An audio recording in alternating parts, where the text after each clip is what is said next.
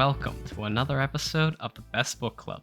I'm your host, NeufAtora, and this is the podcast where I discuss the best stories with the best minds in the community. On this episode, I'll be discussing As You Wish, the returning series by Jack538. With me, I have Hans Gutherson. Thank you for joining me. Oh, so glad to be back. Every time I hear that intro, it gives me a nice smile on my face. Glad Yeah, to it's be been back. quite a while since you've been on, so it's nice to have you back on. Absolutely.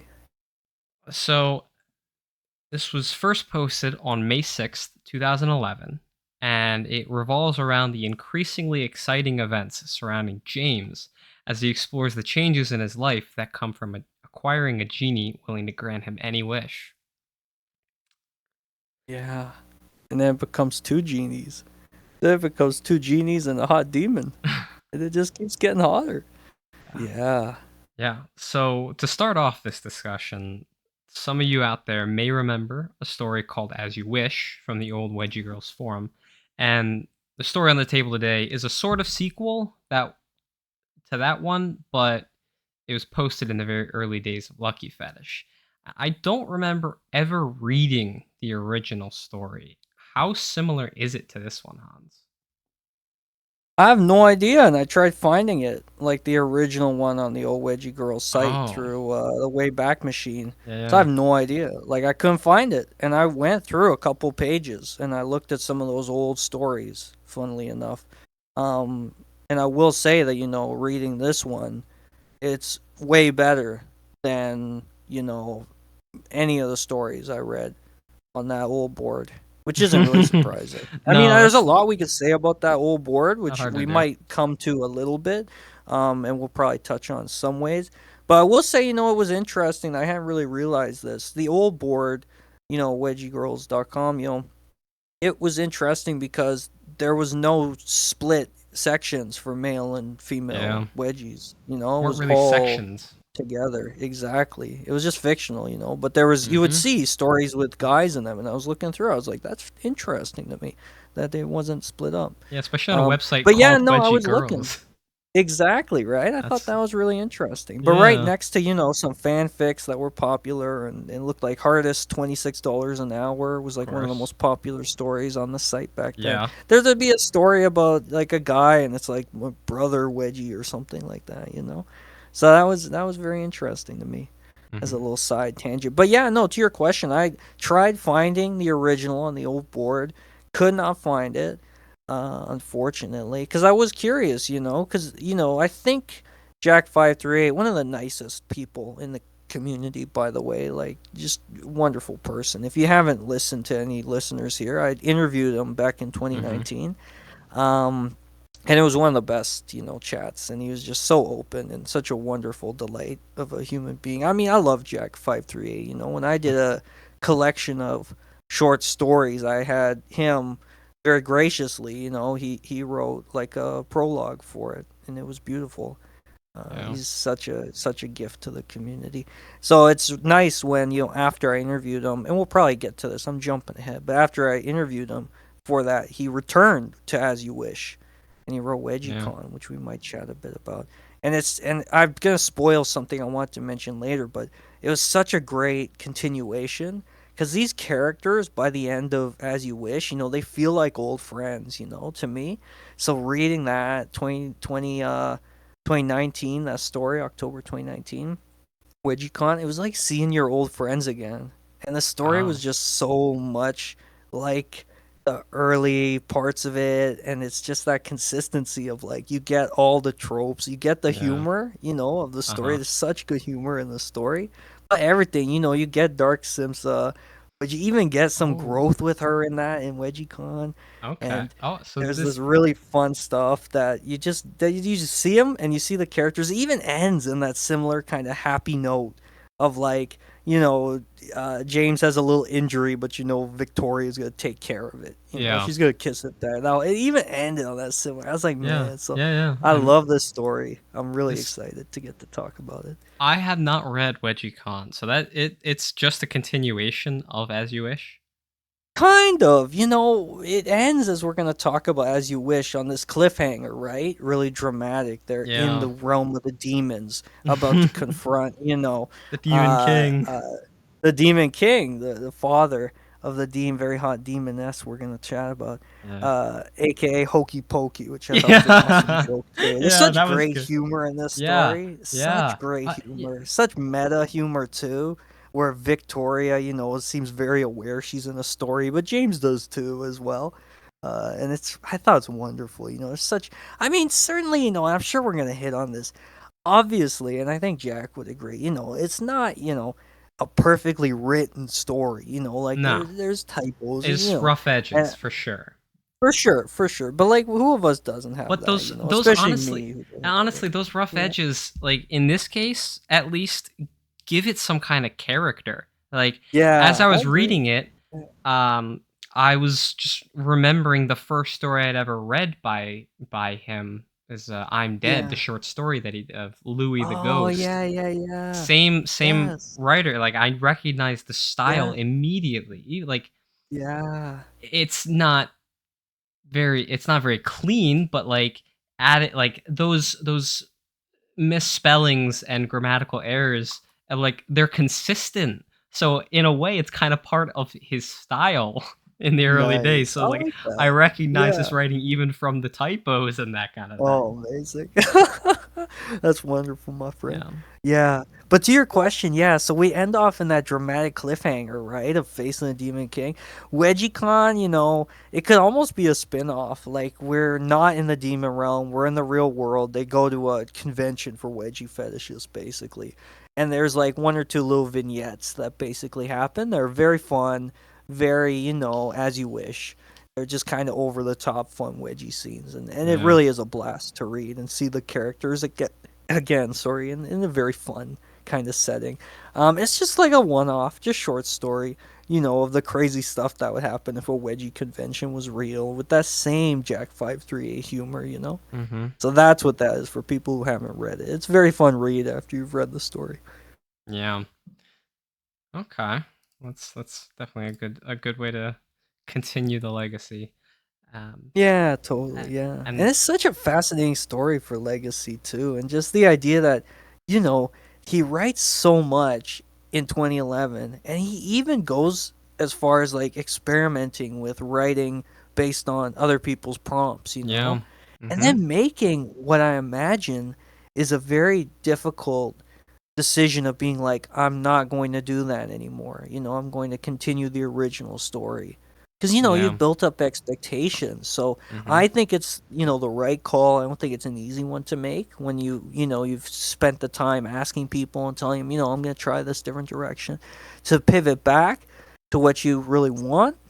But I think that's admirable. And I think, it was a really cool decision because we see really awesome stuff when it does return Yeah. back, and it does get progressively hotter and way more wedgies and stuff. But I mean, Yeah. you might remember I've said that wedgie war of the 200 plus people was a huge inspiration for Lucien Daniela, right? In the Yeah. big war I have at the end. Like if he hadn't written As You Wish, I don't even know if I'd be here today. 100%. Yeah.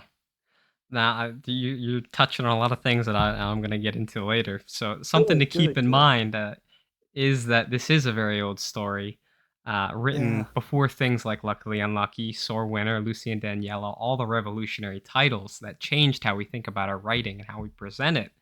Yeah, it didn't have the benefit of learning from those major examples, Mm, instead entirely being a continuation from an even older form where people just went yeah. wild with their stories. So, as we brought up, like there are a number of spelling errors, grammatical errors, what have you. Um, but it's just kind of it comes with the what's the phrase? Um, like it comes with the territory Sure. of just that Yeah, time period. absolutely. Um, Yeah, no, totally. Because, yeah, like you said, May 6th, 2011, a day after my birthday, May 5th. Woo! mhm. It's like a late birthday present for me, the story. So, yeah, May 6th, and luckily unlucky, doesn't come out till September of 2011. Yeah. It's the first time that's out. So, like, yeah, certainly, there's stories like that, and it's something I think we will chat about because I did notice this and think about it as I was rereading it. This idea that it's not focused as you wish on that kind of psychological realism of the fetish. Not at all. That felt to me like it came later, but when you think about Luckily Unlucky is kind of one of the first to do this and do it Yeah. effectively. And then there's other stories that do come later, but it's an early example of one that's like that. As You Wish though is wish fulfillment, and I mean that Yes. double entendre Uh-huh. 100%, In the best It's just way. like best way possible. Yeah. For sure. Yeah. Yeah.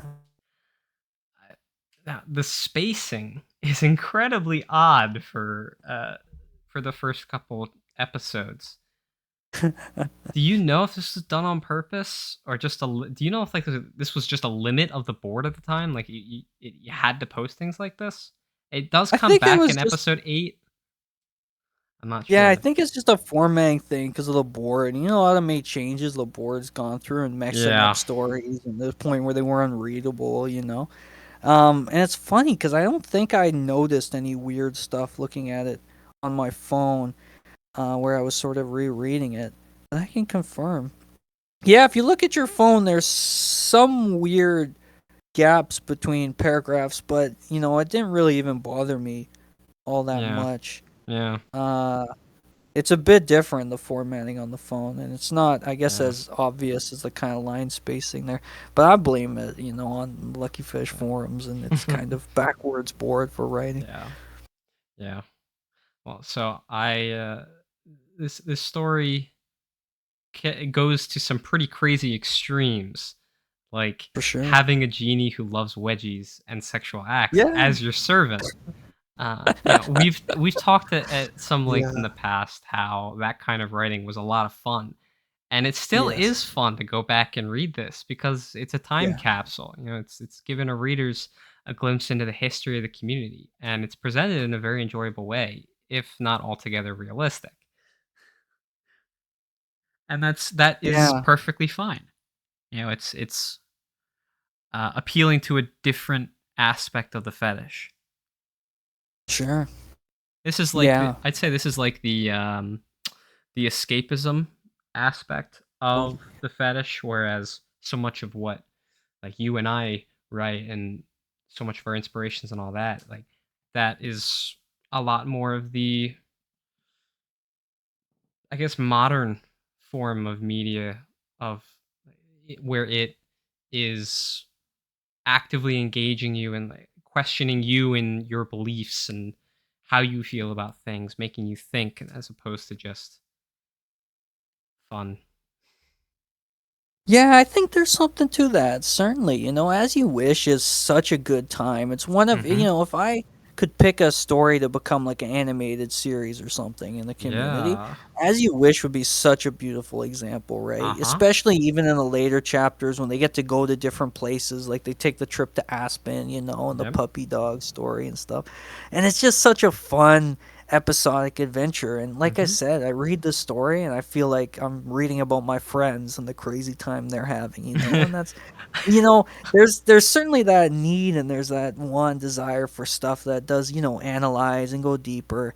But this story, there's a little, you can see tiny, tiny bits of that at times Yeah. with James, but really, at its core, it is just fantasy fulfillment. It's the Yeah. dream of a fetishist, and Yeah. there's a little bit you can look at and you say, what are his two wishes about? His first wish, as we learn, is so Victoria stays with him always, and the Mhm. second is the wedgie touch. And I mean, both of those, in a way, when you think about them, are a wedgie fetish's dream. It's to not be alone. That's Yeah. what that's really about, to Yeah. make someone like yourself, to make them Mhm. like what you like. Because, Yeah. there's that huge gap within ourselves, I feel, as wedgie fetishists. And I'm sure most don't feel like this, but I think, there's that fear of no one who isn't a fetishist will understand me and Yeah. this core part of who I am, and they won't, be able to embrace this, etc.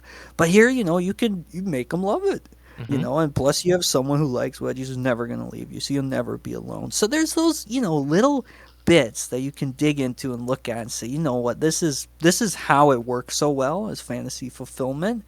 because it is dreams coming true in the most wonderful way, and James, who we learn, maybe he's a bit on the heavier side, as Simsa likes to joke and stuff. He's Yeah. just an average kind of pervy dude, and he's not ashamed of his perviness. He often notes it quite comedically. Yeah. And when he even notes something along the lines, I think it was to Isaac, where he says something like, "What do you think my no, no, it's to the demoness when he jokes like, "What do you think my first wish would be as a pervy, wedgie Yeah. fetishist or something?" He even says it, and he's proud of it. Uh-huh. So there is just such that, beautiful aspirational thing of like, yeah, like there's no questioning of is this the right thing to do really. And I mean, in a way we could go down this rabbit hole of his wishes might be a tad problematic, like he's kind of enslaved like Victoria, she can't leave, Yeah. uh or certainly he's taking away people's free will with the wedgie touch,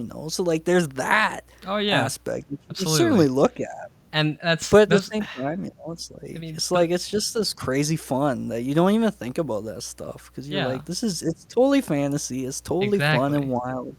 Yeah. It's crazy. Yeah, it's Yeah, I feel like having those kinds of quandaries can be okay in stories like this because it's so obvious that it's not real and it will never happen. yeah, Like a wedgie for touch, come on, that's never gonna be real. No matter how much sure, we sure. want it, it is entirely wish fulfillment. So Yeah, it's totally. just having fun, and it's not supposed to be for everyone. It's not going to appeal to every single person on the planet. Sure, It's sure. for a specific niche people. And this is what we would love to happen, even though it never would happen.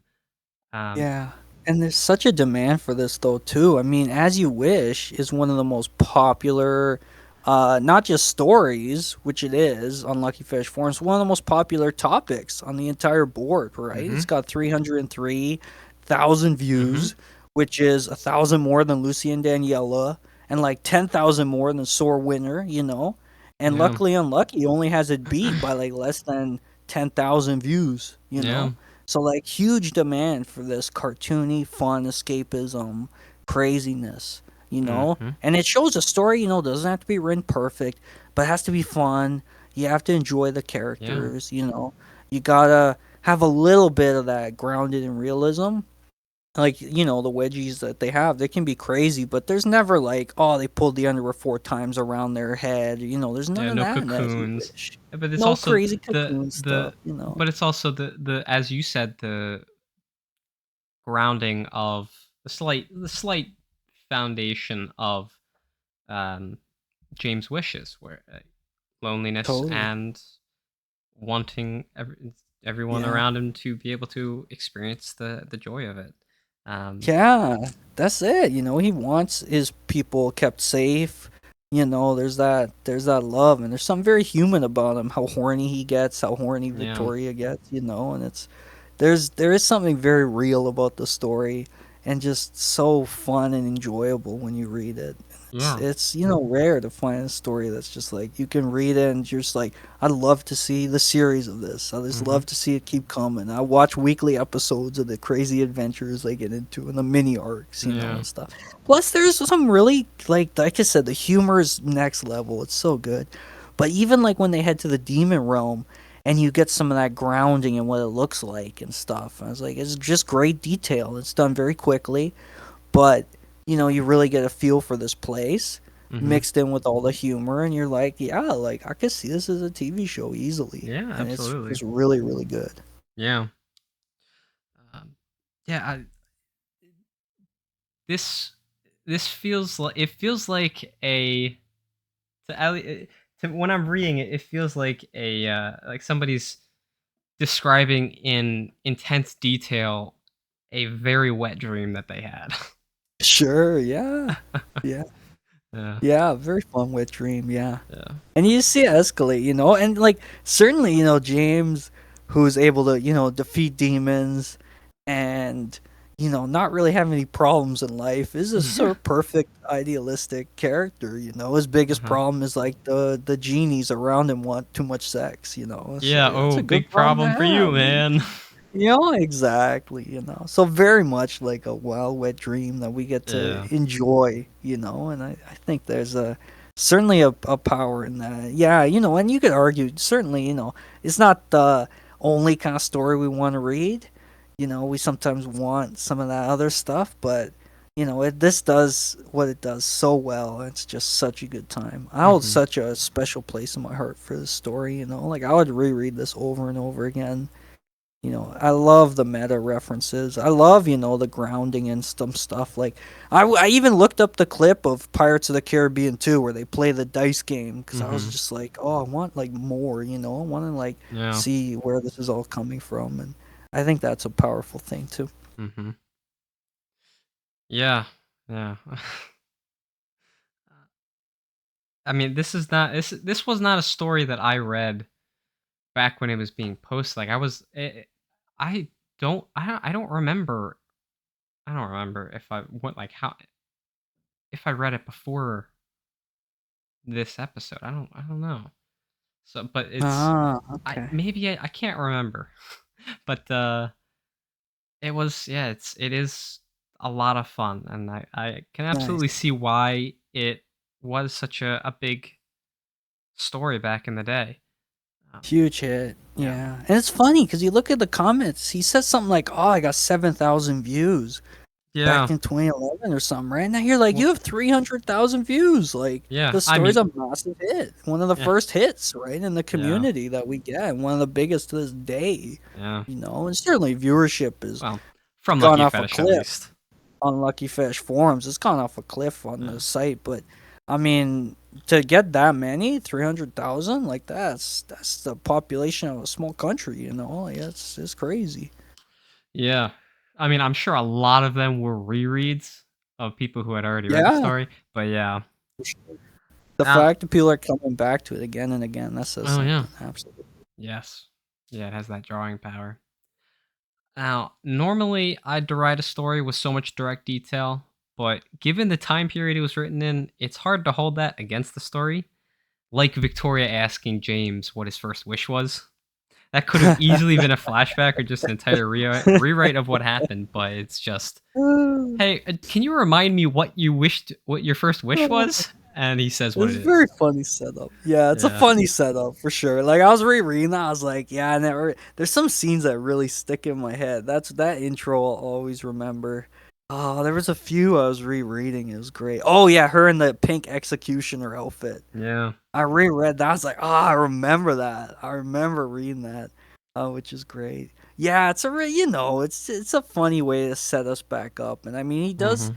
a lot of humor weaved in, like the flashback scene we see Yeah, later when that she's was talking really about good. Isaac. You remember that was That was awesome, right? really good. It was I so good, and they kept it short. Like I would have been tempted yeah. to be like, okay, I'll keep it short and not, and just have it be a couple. Like the fact they give us that little snippet is like Mhm. is brilliant. Like you Yeah. stick to the joke, And which then can be James hard to comments on do. how short it is. Like it is Yeah, it's it's just beautiful. It's comedy gold. it's just There's a so much comedy gold in this. it's like a 1, 2, 3, 4, 5 Yeah, punch, a like a 1-2 punch, but like it just keeps going.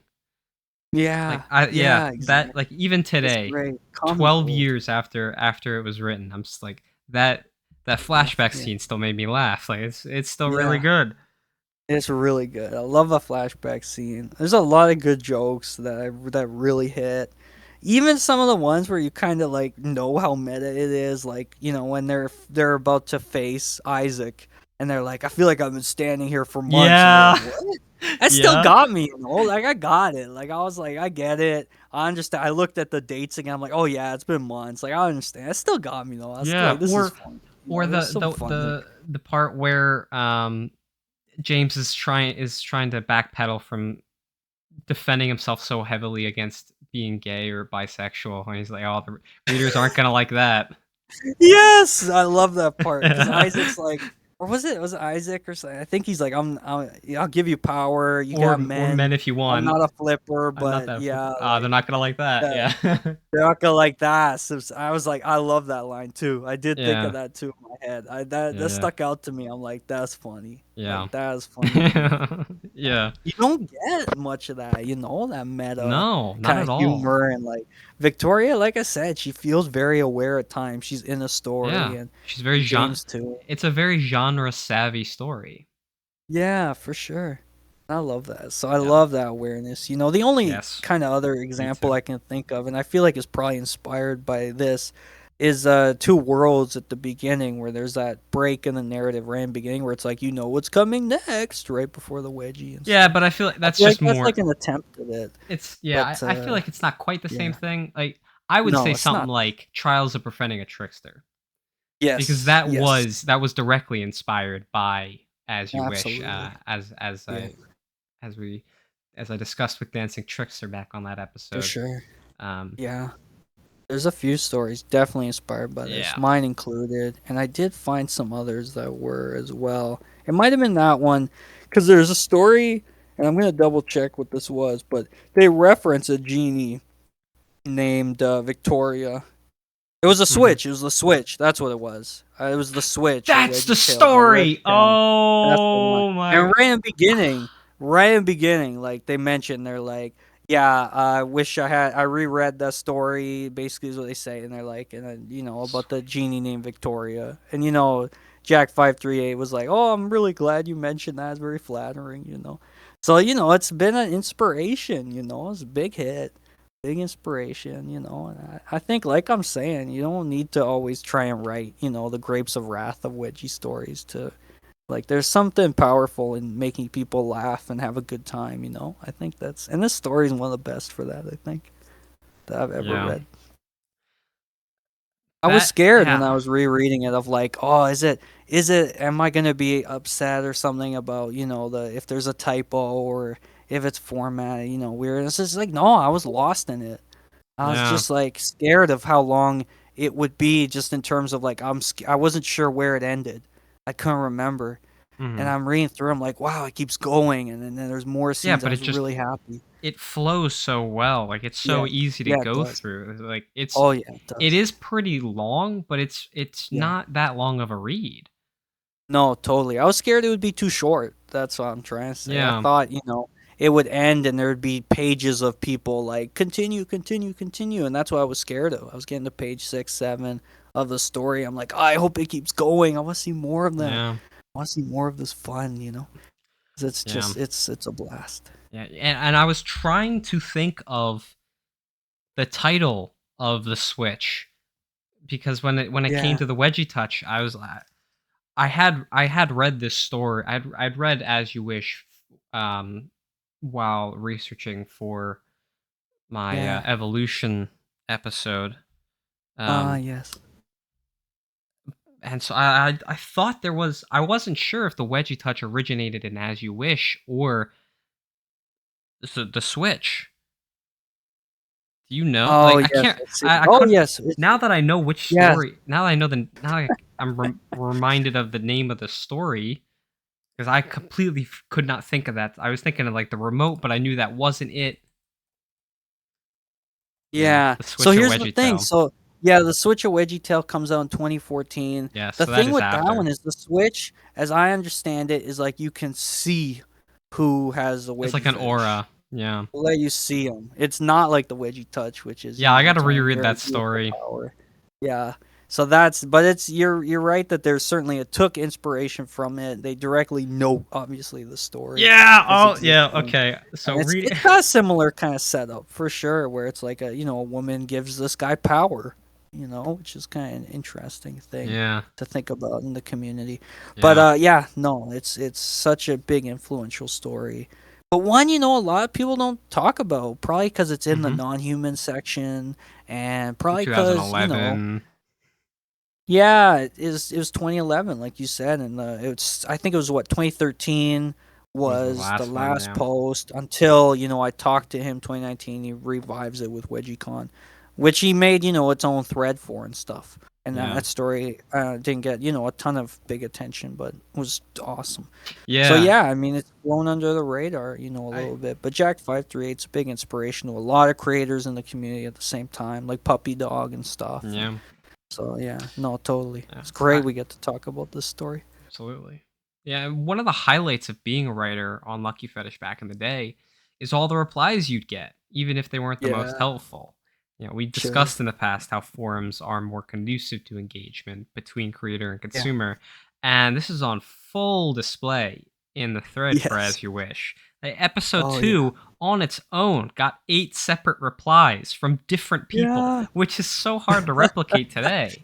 Like It's it's yeah, it's it's incredible. crazy. Like Yeah. that's all the motivation you need as just a hobbyist writer to keep going. It's just seeing all these Yeah. people saying even just, "Hey, this was really cool. This is really good. I like this."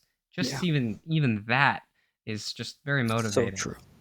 It's so true. And if you look at the old Wedgie Girls board like I was doing, you'll see there's some stories that writers would make multiple posts, no comments.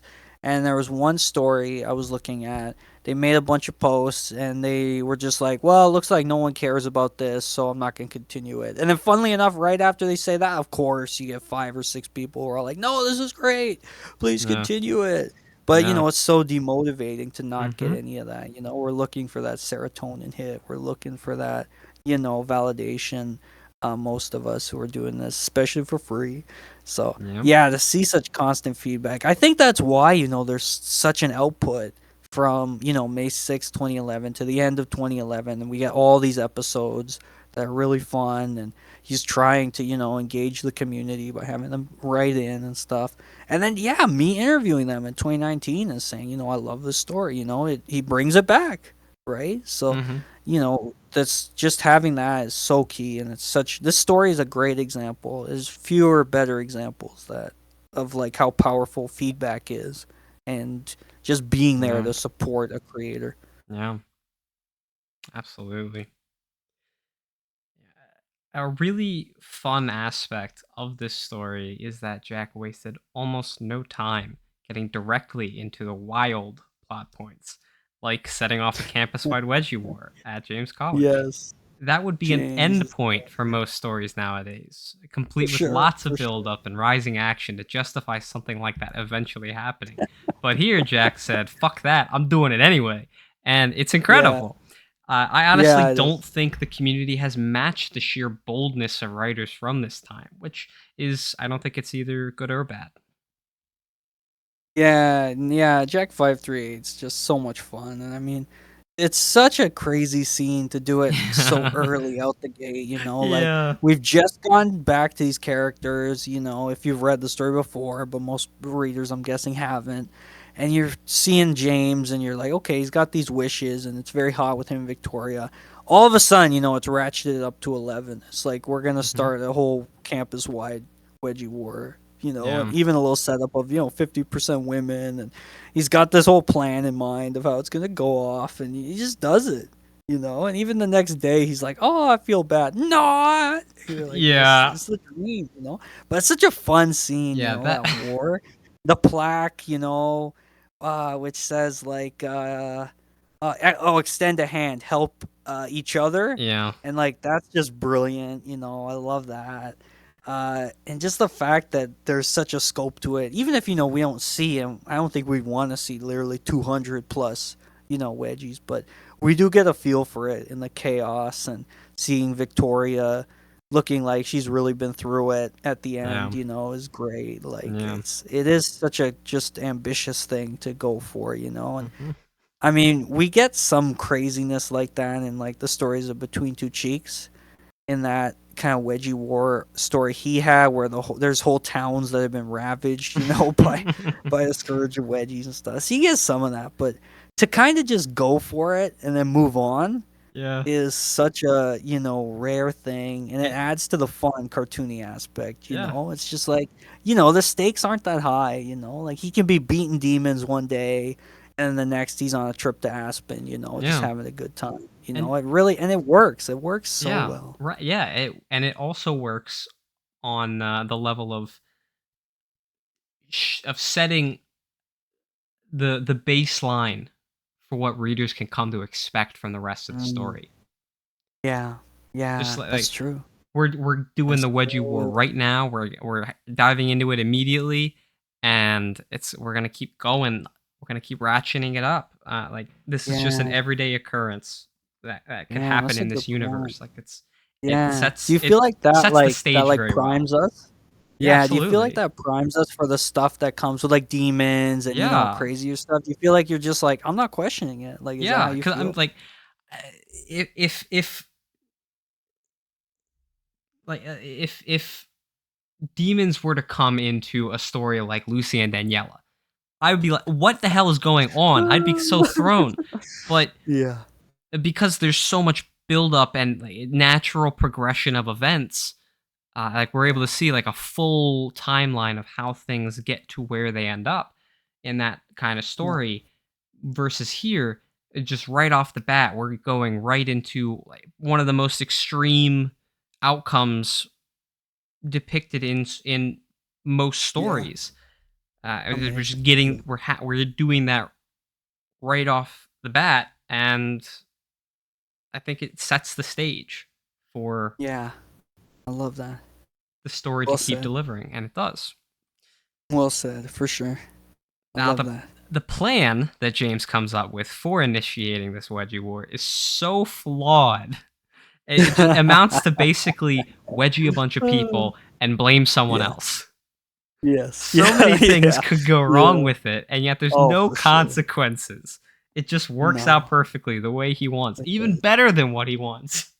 Yeah, It's yeah, and I'm thinking that as he's going into this plan, I'm like, but what if it didn't work? Like, even though I know what's gonna happen, I love this story. I love that scene. Reread it a bunch. It's like I'm still reading this. Like, man, this plan feels like there's so many holes. Like, it's so what if flimsy. she starts this and it just doesn't work or something, But like, I was just thinking to myself, like in real life, what happens? And it Yeah, just it just happens and it just yeah, goes and it yeah, snowballs and it's awesome. yeah. I mean, And it's it, it. you really do get to lose yourself in the story. And of course, Yeah, there's a suspension of disbelief, yada yada. But a story like this, it's that fun. You don't even think about it. You're just yeah, like, I'm reading a fun story. I'm having a good time. yeah. It's not work to enjoy it, which I Not think at is the all. best. No,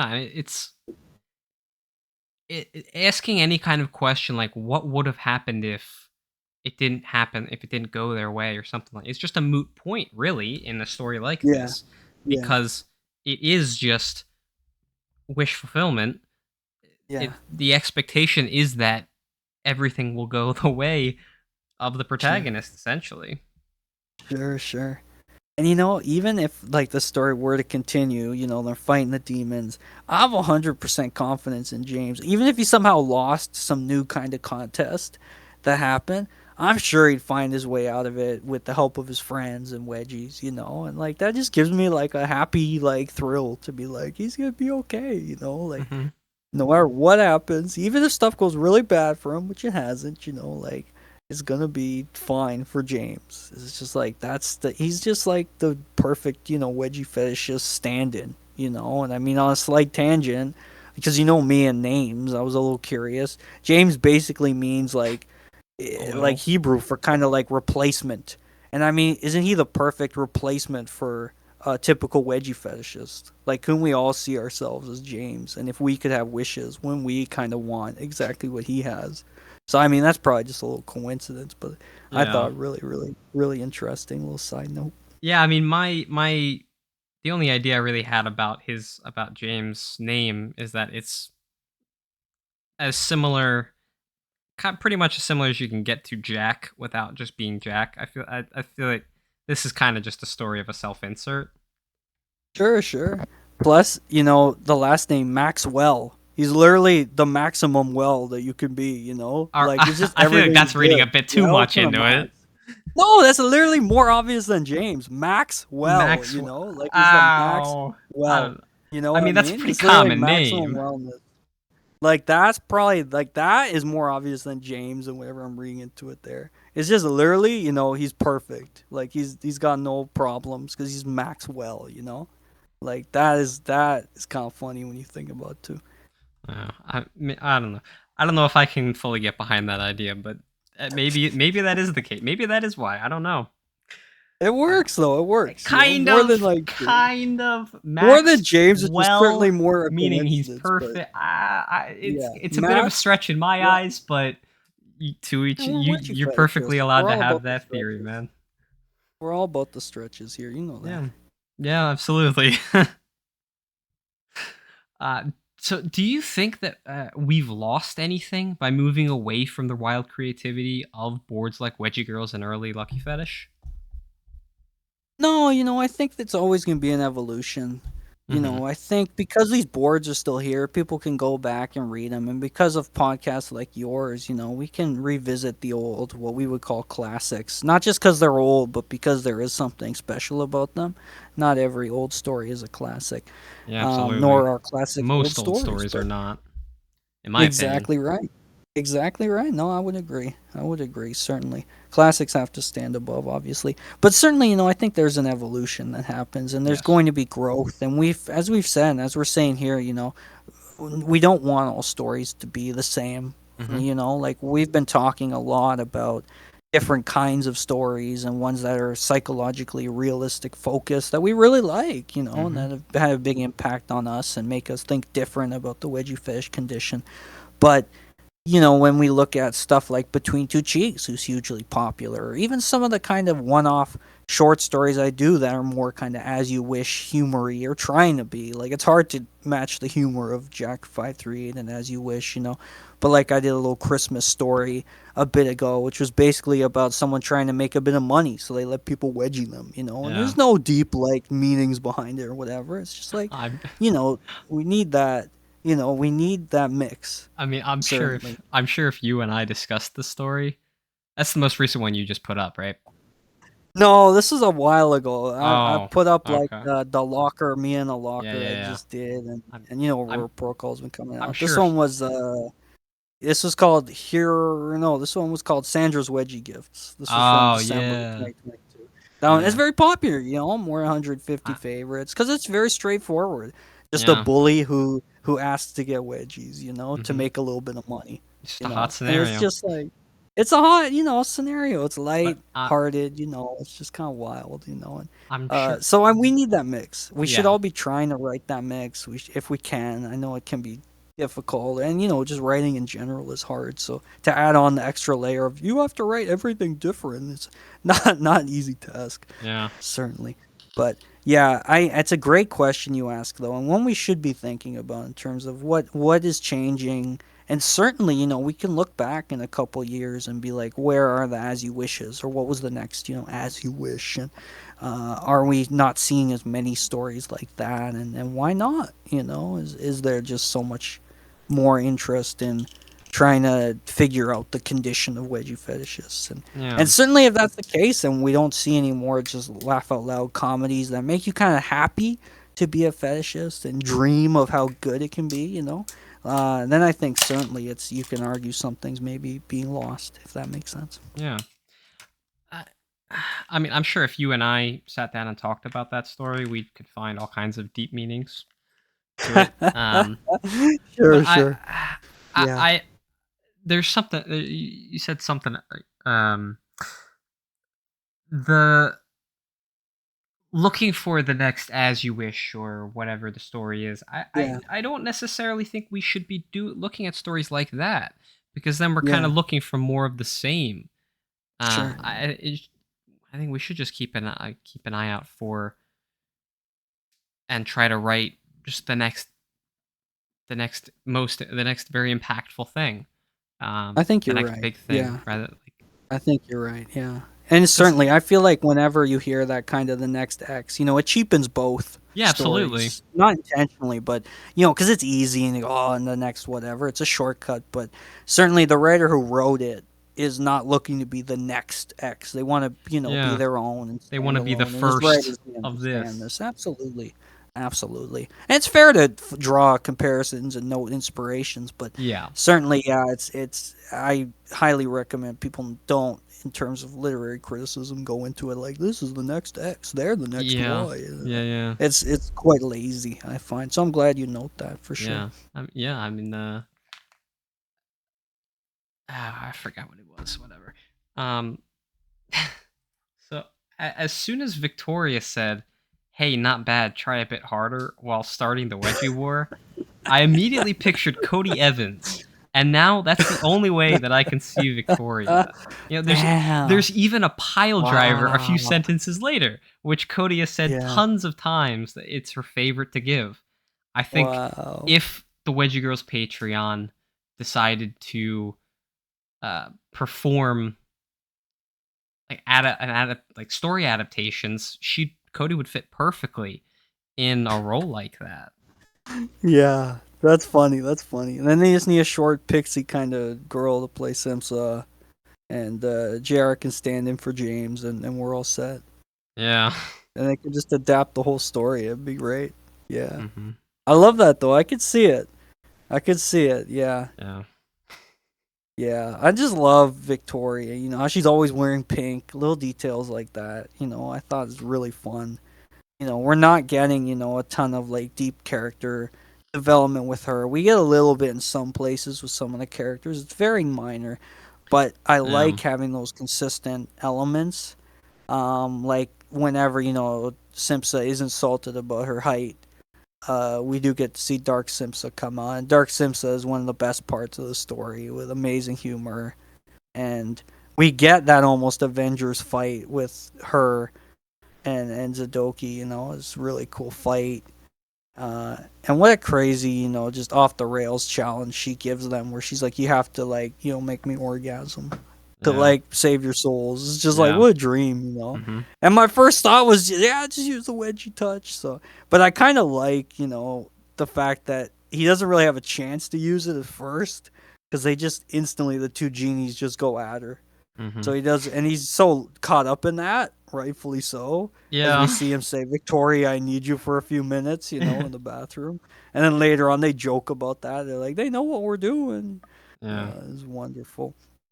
And then later on, he uses the wedgie touch to great effect and stuff. And I Yeah. like even that, because her power level is what it is. There's like a little bit of scaling. It takes a bit longer, and it's not like an instant thing Yeah. with her. Although it might So as that was well be cool. because it was only like Sure, maybe it a couple works. seconds extra. Yeah. Still, I guess that's significant, I guess. Yeah. Yeah. But Uh, yeah, it was cool. uh, It was really cool. It's a cool power, and I like the for sure. mechanics around it. It's the best one to have if Sure. you're a fetishist. It's very useful for him in some of these cases, it seemed. Yeah. Been good for the war, and it's been good for that fight with Mhm. Zadoki. So. Yeah. Yeah, it's been cool. I love that story. I am kind of disappointed that the Wedgie War only lasts for a few paragraphs, and it Sure. is almost entirely just telling us what happened rather than showing it, like someone Yeah. telling a joke with absolutely no comedic timing.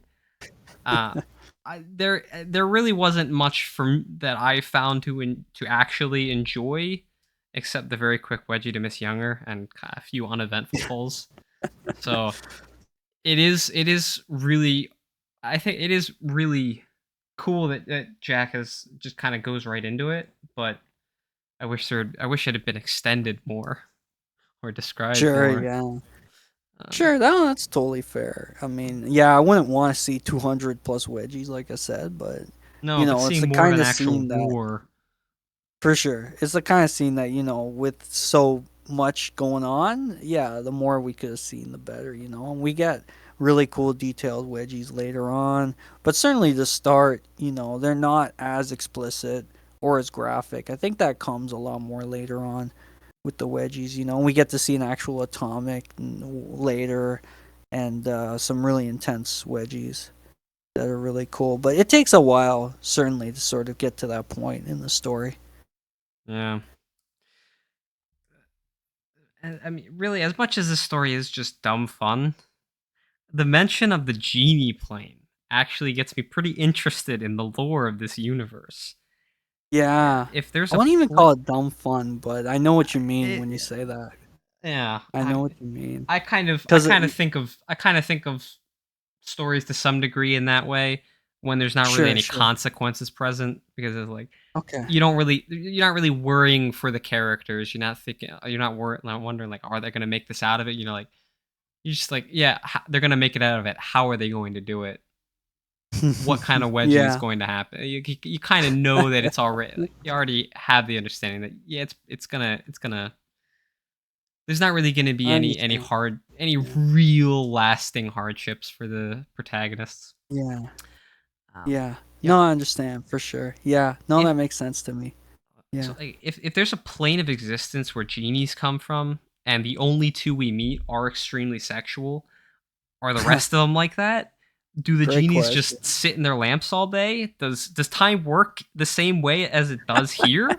Yeah, I have so many questions, and Yeah, I don't think any of them will ever yeah. be answered. Great questions for sure. Yeah, it's then the question of how do you get, to the human realm? Like how did Yeah, what does that travel look like? Victoria get stuck in the teapot that does not have a spout? So it's just a pot? I was a little confused by that in a fun way.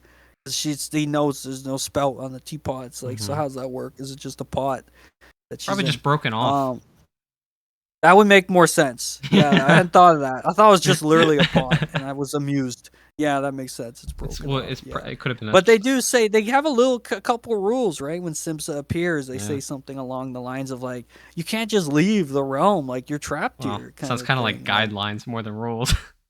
yeah, but I guess some of the same. So there's these mechanics to the existence, but they do Yeah. note with the demons, right? At one point, they're like, there's different shapes and sizes to them Yeah, and things, you and know, power levels and stuff. So I'm curious if it's the same in the realm of genies, and the I genies seem to have, limitless power in a yeah, lot of ways. I But it is interesting the w these uh, questions. talking about the travel and, like, the fact, like, Simsa is stuck in the human realm now, Yeah, it kinda makes me think that it might be that rather than, like, the genies have rules that they set up for them, like, to guide to provide guidance for their kinsmen or whatever, I wonder if they're more, um, like, laws of physics, like a separate group of laws of physics that apply to the genie realm and to genies. yeah, maybe. I like that. It's a Mm, good theory. maybe. There's a good theory. Yeah, Maybe. I mean, yeah. there's only one piece of evidence to support it, so it's not a very strong theory, but it is a It's okay. theory. I like Um, the idea for sure. And I mean, yeah. because you can go deeper and like, who made up the rule that you can only have three wishes, and like, I guess they do have Yeah. cosmic power, which they're not unwilling to use, and Yeah. just the fact that like Victoria doesn't ever question wanting to be with James, Mhm. stuff like that. And it's like, is that part of the wish where never leaves? I don't think so. That's not implied in any way, but it's stuff you could ask Yeah. about the genie realm, and certainly Simsa has her own unique power, right? Of Dark Simsa. We don't see Yeah. Victoria doing anything like that. Yeah. So, what are Genie's powers, and what other abilities do they have, if Yeah. any? Is that Why does she have that? do Stuff like other that. It's can very interesting. do other genies have dark sides? Like that Yeah, seems to be one sure. piece of the puzzle is that some genies can turn Yeah, into succubi when experiencing yeah, strong emotions like anger. Like that's Jack describes Simsa as a succubus when she yeah, transforms. So there's some kind of dichotomy. Like there's some kind of weird split existence, at least for Simsa, uh, between genie and succubus. Some they have to be related somehow, but since we only meet two genies from the genie plane, and one of them can't, and the yeah, other one can transform, it makes yeah, me wonder if other genies can do this. Like if it's like a hereditary thing, or if it's some kind yeah. of Good question. thing she chose to bring onto herself. Like there's all kinds of Yeah, questions for this. yeah. Is she like cursed or something? And we find Yeah, that out. Like, yeah, I'm very curious about it too. Be such a great arc for her. yeah, In the animated series, hmm as you wish. Love to see that. yeah. Yeah, because Yeah, it seems like there's at least where we gotten what we have with the story so far is like you have genies and then demons seem to be like they're supposed to be the direct opposite to genies. mm, But then you have like the literal direct opposite that Jack provides of Dark Simsa as the sure. succubus. So Yeah. These factions seem to have some interest. They seem to have a lot of interesting dynamics and crossing points that we just never see Yeah. explored. And we never find out like anything about like, some what happens if someone wishes for unlimited wishes. I would have loved to Yeah, see we don't how have the Jack rules. explores that. Yeah. We don't have the rules there of like from Aladdin, the movie with Yeah. Robin Williams version. I'm thinking of where he walks through the rules with them, and he says you can't ask for more wishes, you can't bring people back to the dead, you can't make people fall in love, which does not. I don't. He doesn't really ask for that. He just asks that she never leaves.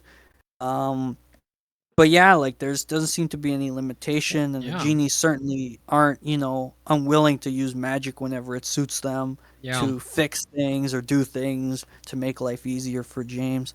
There's that funny moment where she almost gives him a car, and he's like, Mhm. "Oh damn, I gotta be careful." And you know what I was thinking when he says that, because he says something like, "I gotta be careful, or my last wish will be like for a sandwich." I was thinking, wouldn't that be such a funny way to end the story? Like he accidentally wishes for a sandwich, or I like on mean, purpose wishes for a yeah, I think it would sandwich, be and then he gets fitting if he pushed chose to out. wish for that, for a sandwich or Something like something that, mundane, you or know. just to wish for Simsa to be or wish for Victoria to be free from his first wish, but she chooses to stay That with was him. my first thought. Yeah, that Yeah. was my first idea of like how's the story end. And I didn't know if we were gonna Oh yeah, talk we'll get about to this, that. but that We'll was get my to number that. one. That was Don't my worry. number one thought of like his final wish would be that she'd be free.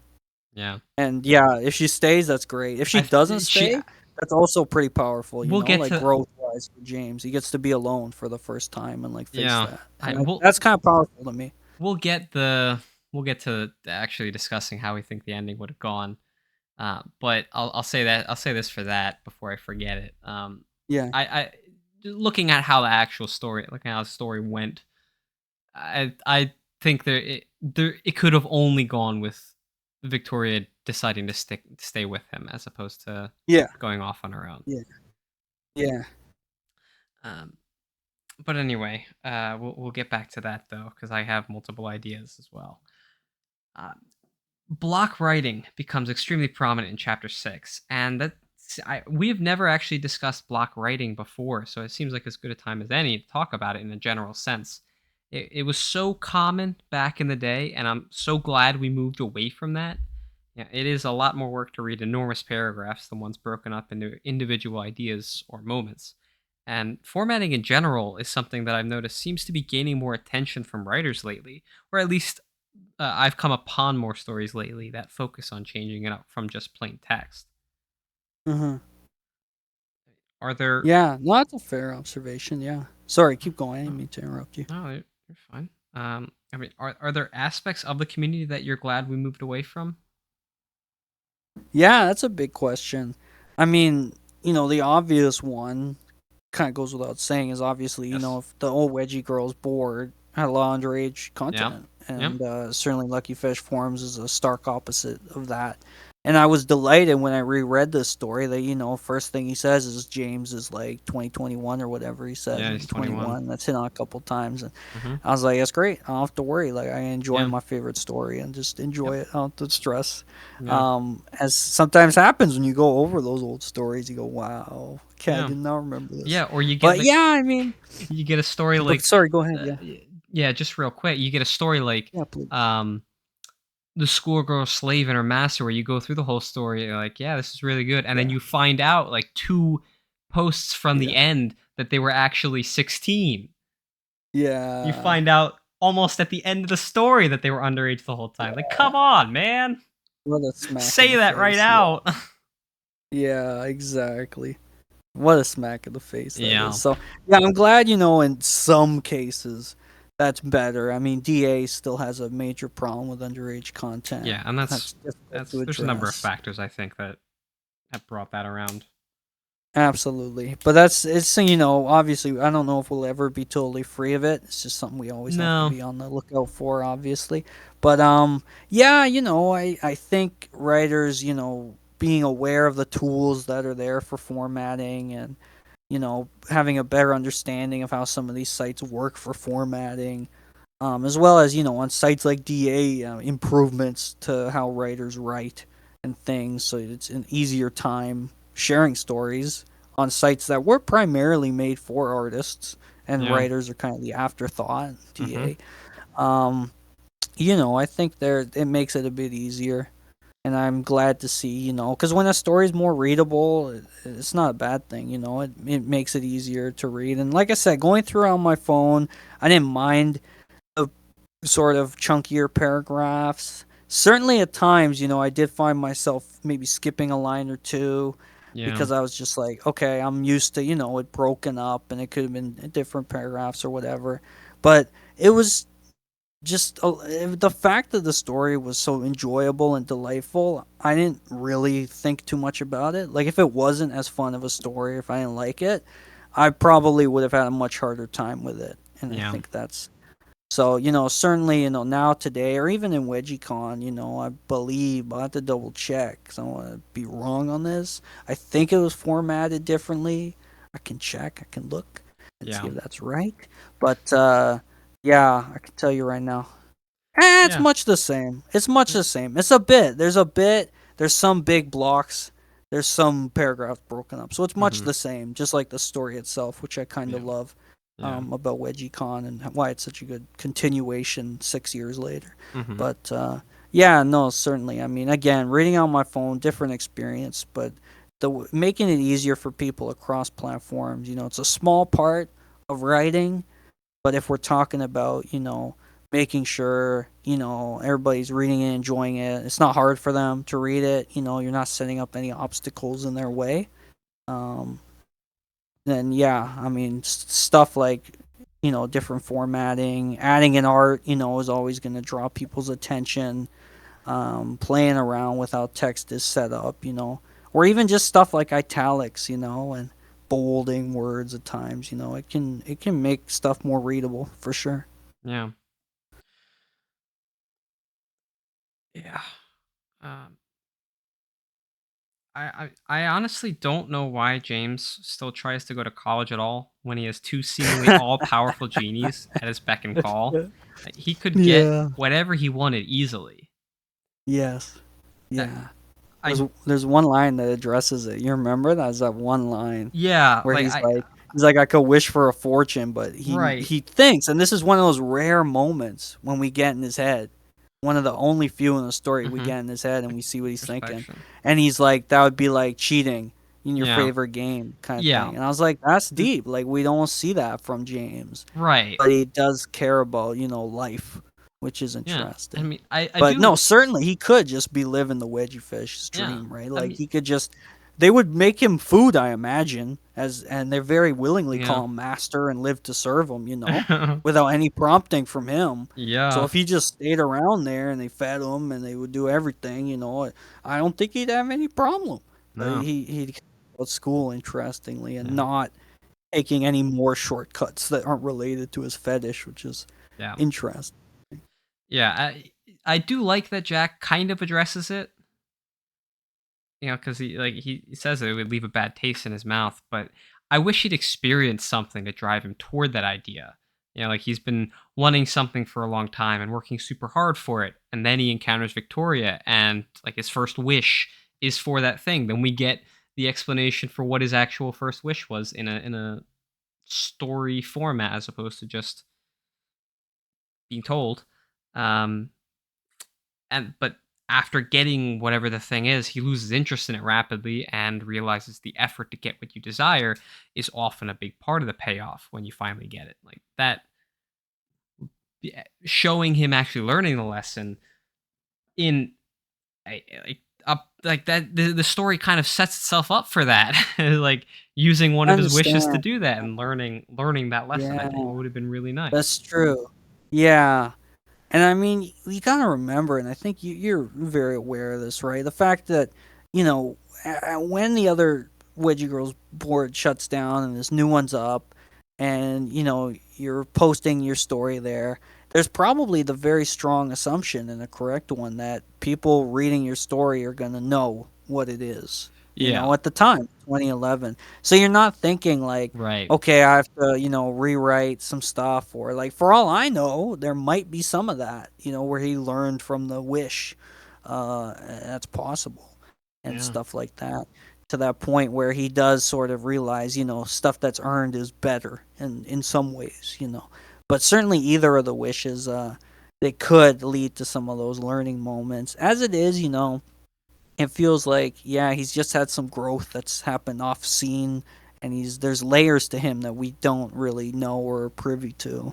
Yeah. But certainly, putting aside the fact that there's some story we're probably not aware of from the past when it was originally posted, and Jack, when he posted, is writing for an audience of people who recognize it and are familiar with it.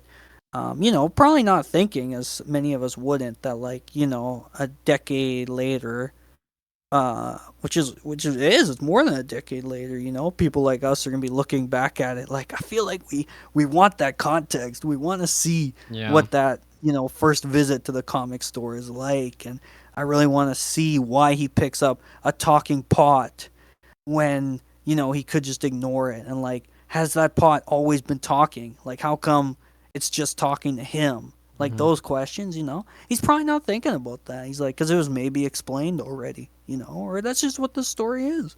Yeah. So it's interesting to think about that aspect as well with your question. But Yeah. certainly, yeah, I mean, even in this kind of story, as fun and as outrageous as it is, I think certainly, seeing some growth and seeing some learning from the wishes would be, I think, pretty expected. It wouldn't be, out of left field, because I mean, every episode of Fairly Odd Parents, which is, formative for a lot of fetishists, ended with Timmy learning something from his wishes, and he would sort of Yep. realize, like, oh, that was a mistake. Like, Yep. every time, like, it was never a Yep. wish that Yeah. he didn't learn something from. So Yeah. I think certainly if Jack took a similar approach, we wouldn't be like, oh, now it's not the same story, or I'm not having fun. If he gets kind of punished for what he did. Yeah. But yeah, it's a fair point you bring up, certainly, and I'm glad you did. Yeah. I mean, it's absolutely hindsight looking back and like kind of Sure. thinking how the story should be rewritten. Uh, it's like I think it wouldn't be that hard to just kind of sit down and come up with some kind of an outline of like how this story could be adapted into a like the realistic tone that we go for.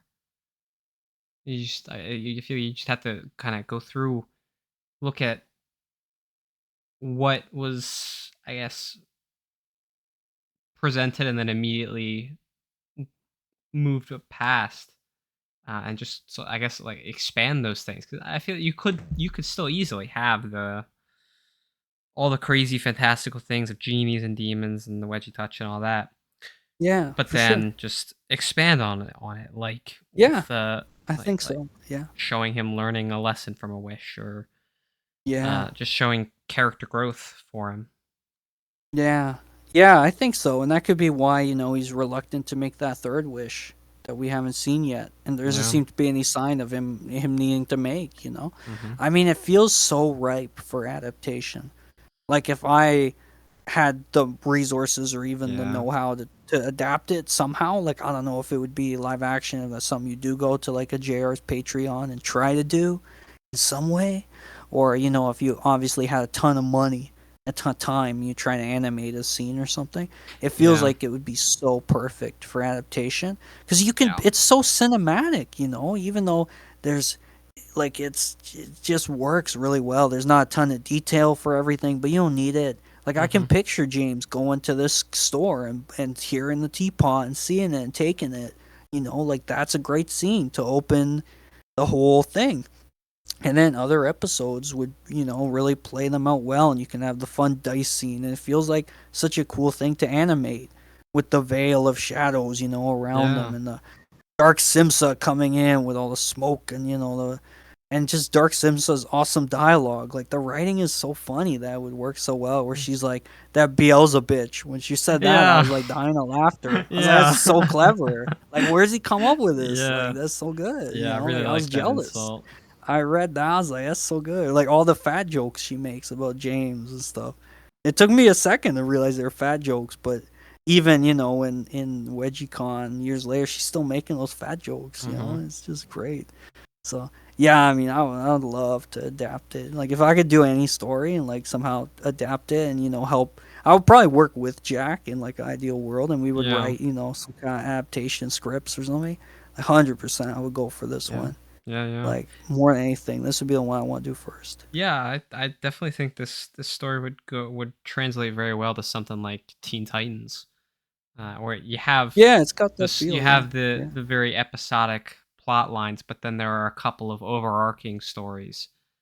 Uh, yeah, yeah, I think it would yeah. work really well. Definitely. And we're moving into that mini arc when the story ends with Zadoki Hmm. and her story, but really cool couple episode arcs, of like Isaac could have been one or two episodes. Could have been the end of a season, the Isaac thing. And that sort of battle of wits that they have. Yeah, Yeah. Totally. yeah, There's a lot you could do with it. It'd be absolutely. so good. Yeah. You brought this up before.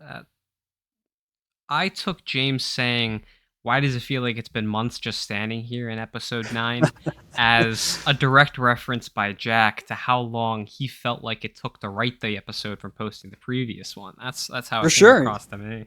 Yeah, same. Okay. Yeah. Yeah, I thought I was saying that because it's literally you look at how long it was between, and it's just It was like like it's 2 been weeks or months. something. Oh, It I was thought it not was that long. longer. No, I I cuz thought it was longer. when Yeah. I was Okay. writing that down, I was like, Yeah, yeah, has it actually been a couple months? It was only like 2 yeah, weeks or yeah. something. So, Okay. Yeah, I remember seeing it was a bit of time. So like, okay, that's the yeah. reference. Plus, yeah, certainly, it can feel super long. So that's like that double kind of joke, which is Yeah. really clever too. It was very funny. I And that I've seen it before. We've seen it, but it still got me. I was like, I'm still laughing at that one. the double joke was fine. It didn't quite get me very much, but it was fine. What the we've been here for months thing didn't get you that much? No, That's I what I mean, meant. I just meant it worked in a couple ways. yeah, It worked in like multiple ways, like double yeah, entendre of like, yeah, it's the fact it took him feels like it took him a while to write it, like you said. right. It actually was a little bit before the story came out, so the characters are kind of actually Yep, maybe waiting there, you yep. know. So like, there's a couple layers to the Yeah, joke, like, yeah. and that's what I think some of his humor is really good at. Uh huh. The whole flashback scene, like we said, is an example of like these layers to the humor, and it's just like, how long is this gonna take? No, that's too long, and then it tells it really short. Like, Yeah. it's like you said, it's like a five punch combo of comedy, and it's comedy Mhm. gold. It's so Yeah. good. Yeah. Now let's talk about Isaac. So Yeah, Isaac, very cool. him Isaac having more than one soul is such a troll moment, and I think it's great. It reminds Yeah, me of the yeah, Aizen moment from Bleach, where he says, "How long have okay, you been under the impression that I haven't been using Kyokusoi?" Any Bleach fan will know that's one of the biggest troll moments in anything. sure, Um, sure. Jack did a really fantastic job of lowering not just the trio of James, Victoria, and Simsa. Lowering not just their guards, but also the readers by having Isaac Yeah, confirm there was only one of Isaac, making it feel yeah, like a pretty easy win for James, and then pulling a fast oh one yeah, and revealing Isaac yeah. actually has multiple souls. I love that It's kind really of clever. quick twist Yeah, when there's proper yeah. build-up. It's really clever. Yeah. Yeah. No, it's really it was, and it's such a cool scene. Like I said, I had to go and watch the Pirates of the Caribbean game both to understand it, because in games like that, it's hard for me to visualize. So, Yeah. and I was like, okay, I see it now, I understand it. And I was reading through it. I was like, man, this is really clever use of it. And I Yeah. loved, I really, really love that scene, like the whole way Mhm. it plays out when James is like, I'm Absolutely. not looking at my dice. I'm not doing it. That And you see Isaac starting to sweat. I love that. I was like, this is really good. Like, yeah, this I is mean, cool action in this scene, and how else he plays them, and he's just like, the way it escalates and the way the rounds play out. Like, I wasn't bored. Like, when he first says, I got four more souls or whatever, I'm like, oh, geez, how long is this going to yeah. take? Was one of my thoughts. I'm like, oh boy. Because this Well is a lot to write, well, and it's a lot. And I was like, but it was great. I mean, I was really hooked. when he said, "I got 4 more souls left," I was like, "Oh boy, here we go." I was Yeah. strapped in and Here we ready for go. this crazy Yeah. ride. Like, it was It I was. It was crazy ride. big battle against the first demon we ever meet in the story. I was looking forward to it. Yeah. The James not looking at his dice is like it kind of like retroactively explained in a way like how Yep. he was able to Yeah. get away with it because there wasn't any indication whatsoever towards the for the reader like Victoria Good. helped him Yeah. out. Yeah. I didn't I felt like it was kind of I don't think that was written as good as it could have been. I feel like there should have been some Oh. kind of hint that Victoria did something. Maybe not like Oh. I outright would have state that she liked it if helped he him, but just just yeah, some yeah. kind of I like would have liked it if he saying never even something. looked at the dice. Like if he honestly never looked at them and he just bluffed That them, I would have been cool with that too, you know? That's I what I don't was know. kind of hoping for. Of like, what if he actually, if it's just straight up a bluff, he didn't even look, and Isaac, he's got under his skin, It as could he have. progressively does more and more. I was like, that would Yeah, have been cool. The yeah. fact we learn about later, I'm like, all right, that's fine. Like, it It was makes sense to fine. me. Yeah. But yeah, and I thought that I was cool. Just like he's like, I'm not looking at my dice. I'm I like, that's clever, Like you take the rules and you play with them, which is yeah. difficult to do. Like it's easy to stick to them and to make the rules, but to find ways to play around with it, and like it's a very well handled game and really well done scene. I thought. Yeah. I I guess I would have liked the bluff more if we had seen like just like another round of the game before or uh, like if James was a lot more confident as a person in general. It it it came Yeah, across to there's me as something to that. a little out of left field that James would suddenly be so confident in himself that he'd be able to make this bluff without slipping up at all. Interesting. You don't think like adrenaline and like absolute fear of losing his I soul might I like I kick him into overdrive or something? I think yeah, I think it works, but it's a bit too confident for me to believe Okay. that it was All right. James who pulled it off. Gotcha. If the confidence were turned down a little bit, then I definitely could have gotten behind it, but it Okay. felt a little too confident. There you go. Yeah. And like I was when I was thinking about just looking up the rules for Liar's Dice, and I just kept reading, and I didn't quite get what was going on in the beginning, but then as it went, I got a idea of how to actually play the game, and so Yeah. it was good. Yeah. Very good. Scrin Warrior replied after that episode saying he thought Isaac wouldn't have a soul at all, and that could have also been a fun way to take the story. Sure. Sure. Because Sure. like did Isaac never said beforehand that he actually had a soul. He just said, "Well," Yeah. so that's entirely within a demon's trickery to pull something like that. That could have been cool. Yeah. But then I don't know how you would have him beaten. Yeah. Exactly. Yeah. It worked really well, like having Yeah, him have that ace in the hole of like, oh, I've got more souls, and you're just yeah. like, No, damn, like I think that's that was the you don't right way see to it go. coming. You don't see it coming in this Yeah, story where absolutely. things, on a level seem just straightforward and fun. It's like, oh yeah, they win, they're gonna move on to the next thing. No, there's more stakes, Yeah, and that escalation. And he doesn't win every round, and like Isaac doesn't take their souls, thankfully, but there's some embarrassment and humiliation, so he doesn't totally get off scot free. Like yeah, he's but it is okay, still a but win for the readers. victorious. Yes, we never lose. Yeah, Yeah, as you wish. It was great. yeah, Totally. um, Yeah. Yeah, no, absolutely. But it's yeah, good. It's good that there's some obstacles, like when they're fighting Zadoki fighting in quotation marks 'cause it's just yeah. sexual.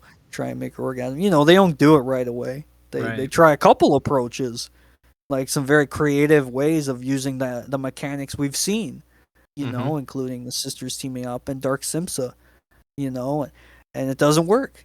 So same Yeah, kind of thing, kind of principle applies with the game, and I think that's a strong through line.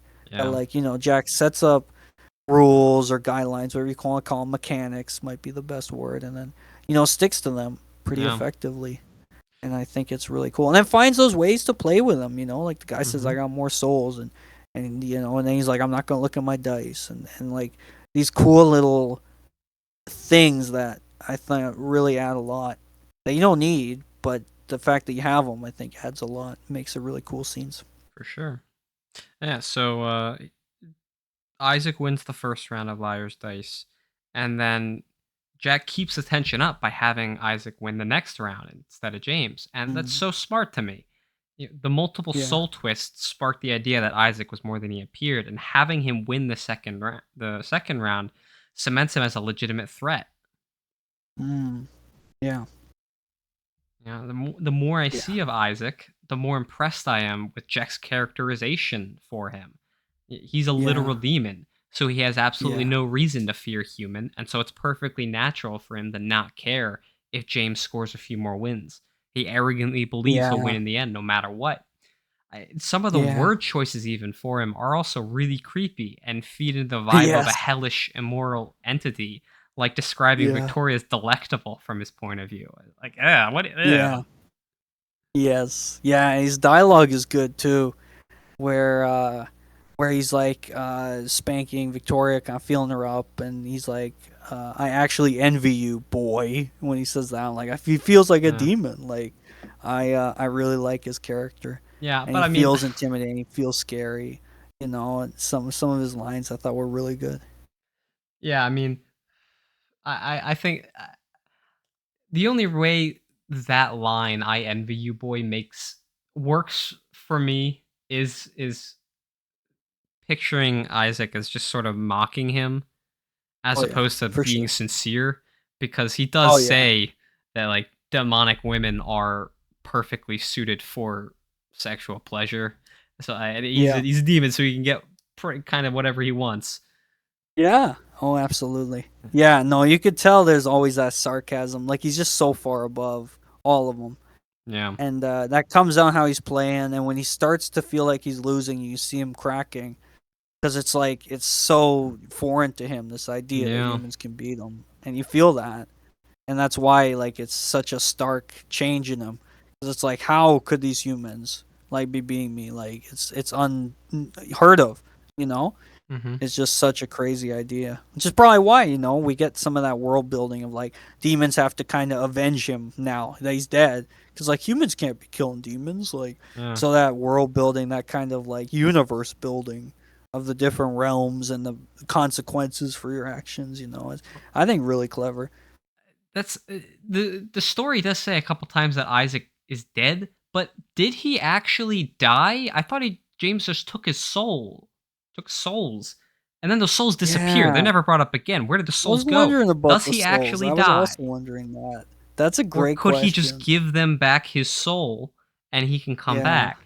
The souls are Great never brought up question. again after this. No, they're So, not. like, Yeah, what James, happened to I souls? guess Yeah, James it's just a good has these question. soul gems laying around his house or Maybe something and just threw them he out. Like, might what he happened to might them? have a bunch of soul gems, yeah. Because Isaac, he kind of dissolves right into like a puff of smoke, kind of when he Yeah. punches him.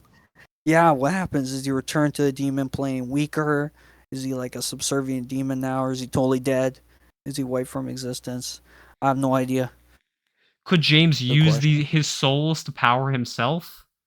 Great question. Yeah, that's a good point. There's so That would like be cool.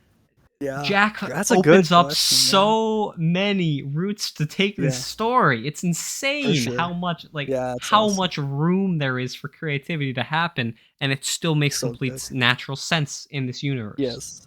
Yes. Yes. You're so right. Yeah. You just summed it up. It was Yeah. so good. I'm kind of disappointed that Isaac wasn't more successful than doing one thing to each genie. He didn't even hurt them. He just kind of embarrassed them, even though they're already into it. So it's not really a loss for them. I wish he'd Yeah. taken one or both of their souls after winning more than just the first two rounds. Mm. I Yeah. think Yeah. James won way too much at the end, especially against a Yeah. demon who most likely has millennia more experience than him. And Yeah. also, the fact that Isaac suggested the game in the first place makes me think that it's something he's played many times before.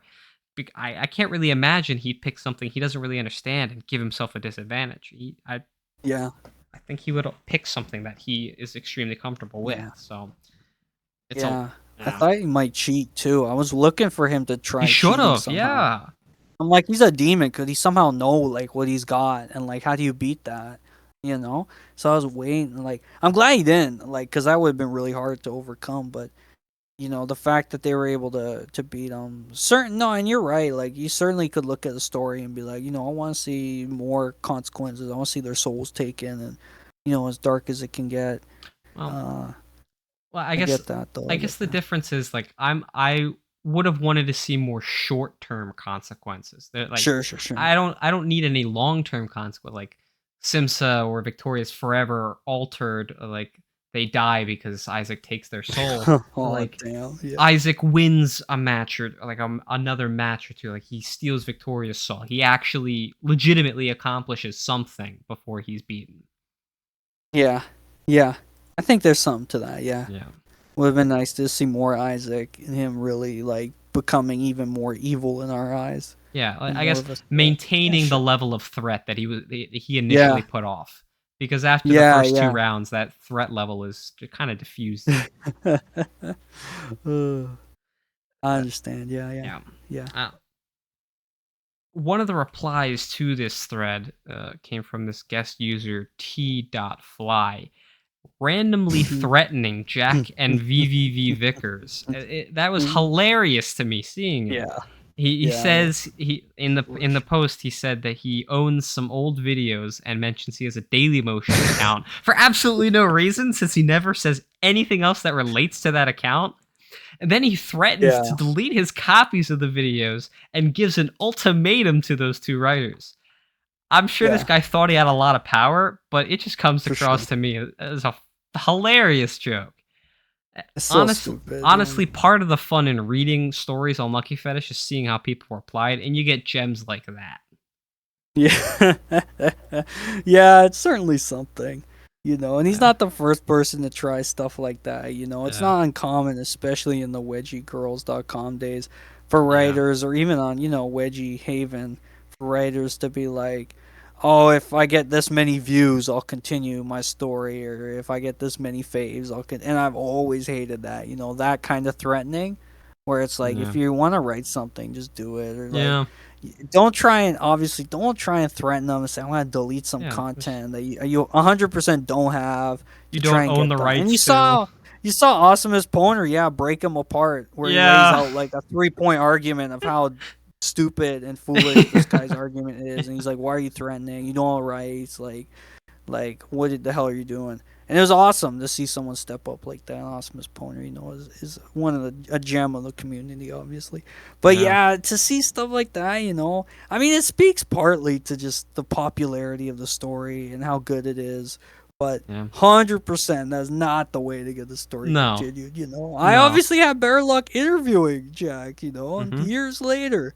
And he continued the story, just knowing there's love for it out there. Not knowing Yeah. I was going to delete content secretly and from files and no one would ever see it again if he didn't continue. Like, Yeah.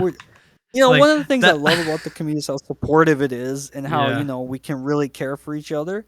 And that's one of those stark, ridiculous examples Yeah. of the exact opposite approach, and it did not Yeah. work in a Yeah. very hilarious fashion. The funniest part of it all to me is that the only person he'd be impacting is himself by deleting those Yes. videos. He'd no longer Yeah. have his copy of that video. That's all that There would goes all happen. this content. Yeah, it's It's foolishness, so dude. poorly thought Foolish. out. Like it's just funny Yeah. to me.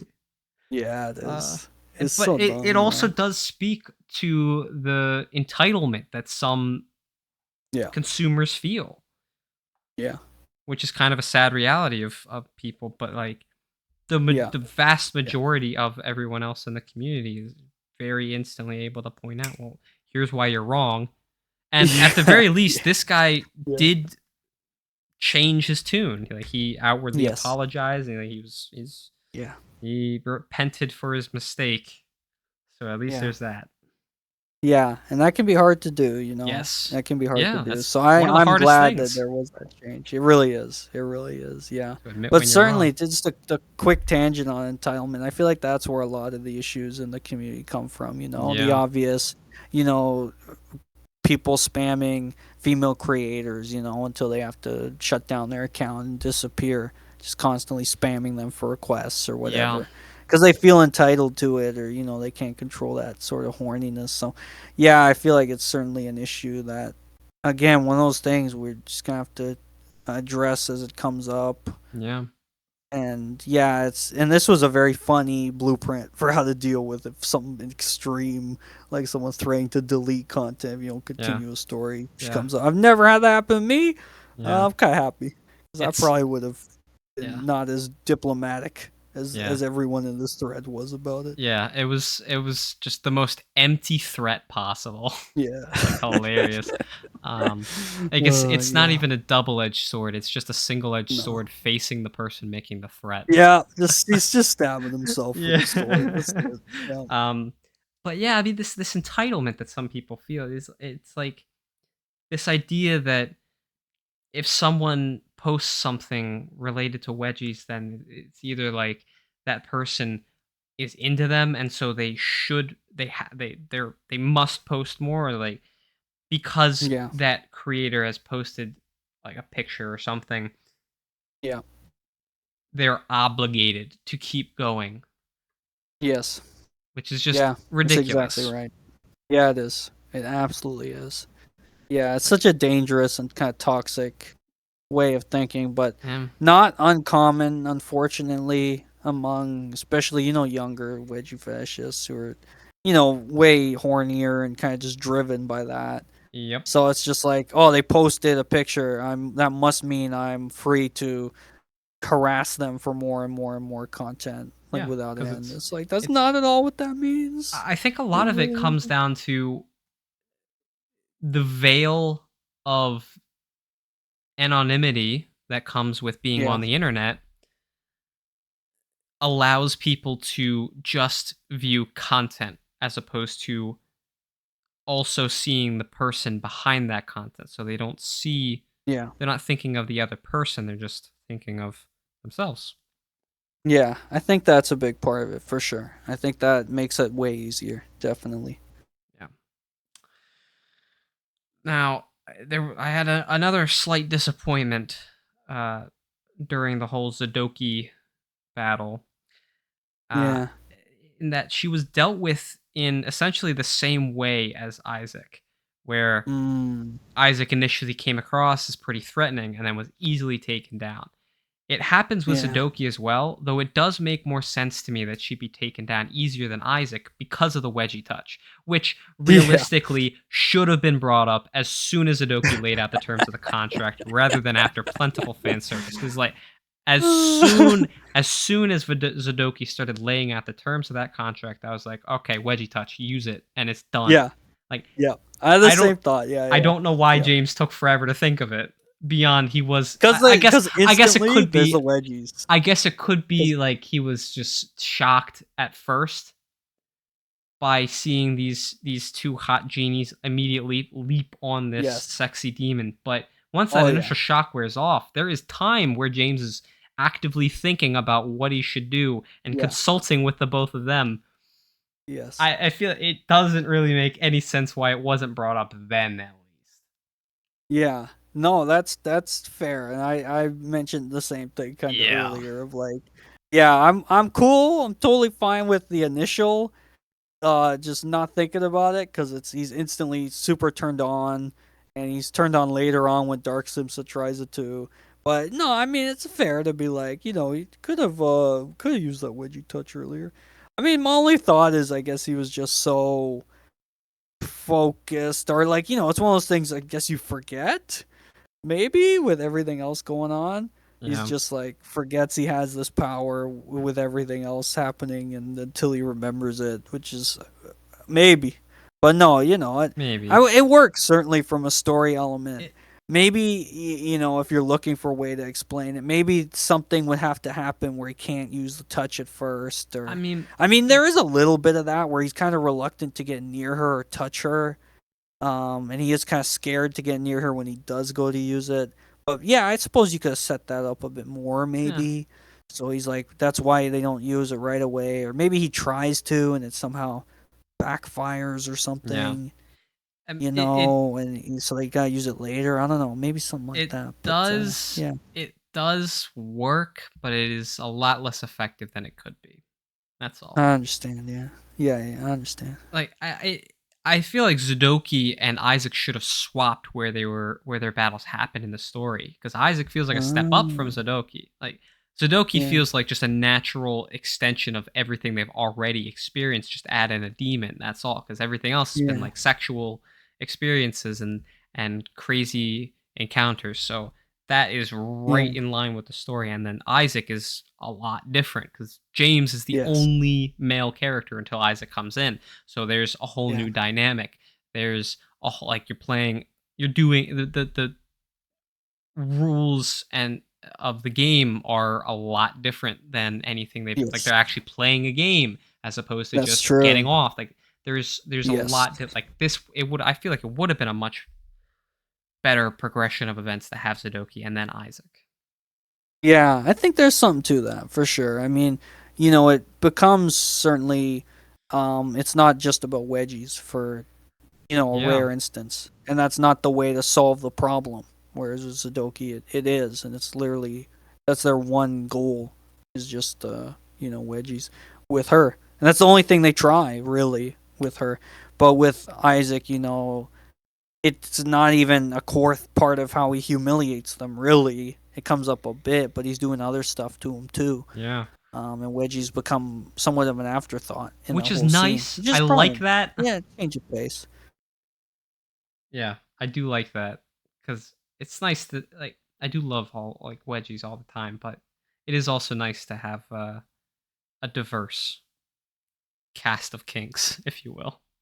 It certainly adds some emphasis to a scene because it's going to be so different, Yes. in this case, where, like we said, every conflict is resolved through wedgies, every conflict revolves around them. To then have a game that's got nothing to do with wedgies, that's got these mechanics and rules, and yeah, certainly, it could be a way to end off. Like I said, it feels like the end of a season, but certainly if you're adapting it, you could always maybe move some stuff around. Mhm. You talk to Jack, see if he's up for, some adaptation, get those Yeah. rights to turn it into a animated series. Or I'll back you. just a reboot. Yeah, yeah, you could continue it. Yeah, I have no have Isaac resources for return. making an animated show. Come on Who now. does? You need millions of dollars to make an animated show.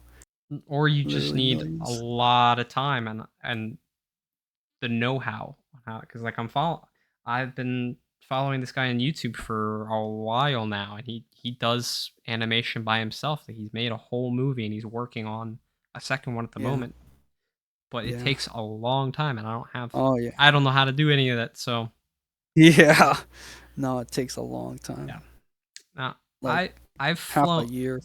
I've flown a fair number of times in my life, and I'll tell you right now, there is absolutely no way Victoria and James fit in that airplane bathroom with space to spare. Yeah, Those it's tight bathrooms squeeze. are, Yeah. yeah, they're usually a bit of a tight fit even for one person, and the slightest bit of turbulence would have you stumbling to keep your footing a little. There's no way both of them fit in that For bathroom sure. comfortably. Yeah, no, I'm with you on that. I was thinking that was a cool airplane scene. I really liked it for the comedy and the humor. And like it's just so, as you wish.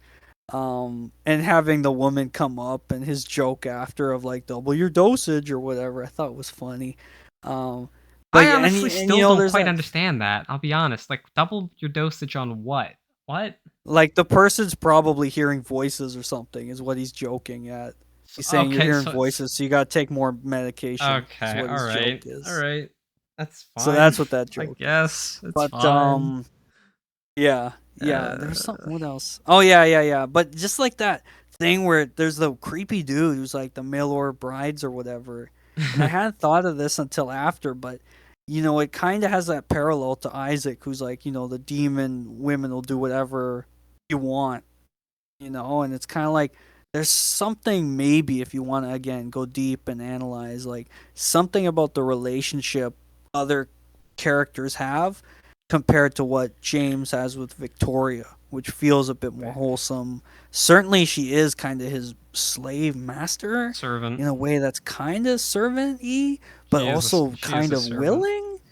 She's a Yeah, very like but consensual servant, yeah, and we're exactly. not Where given the it's like reason in other why. cases, She just yeah, we're is. not.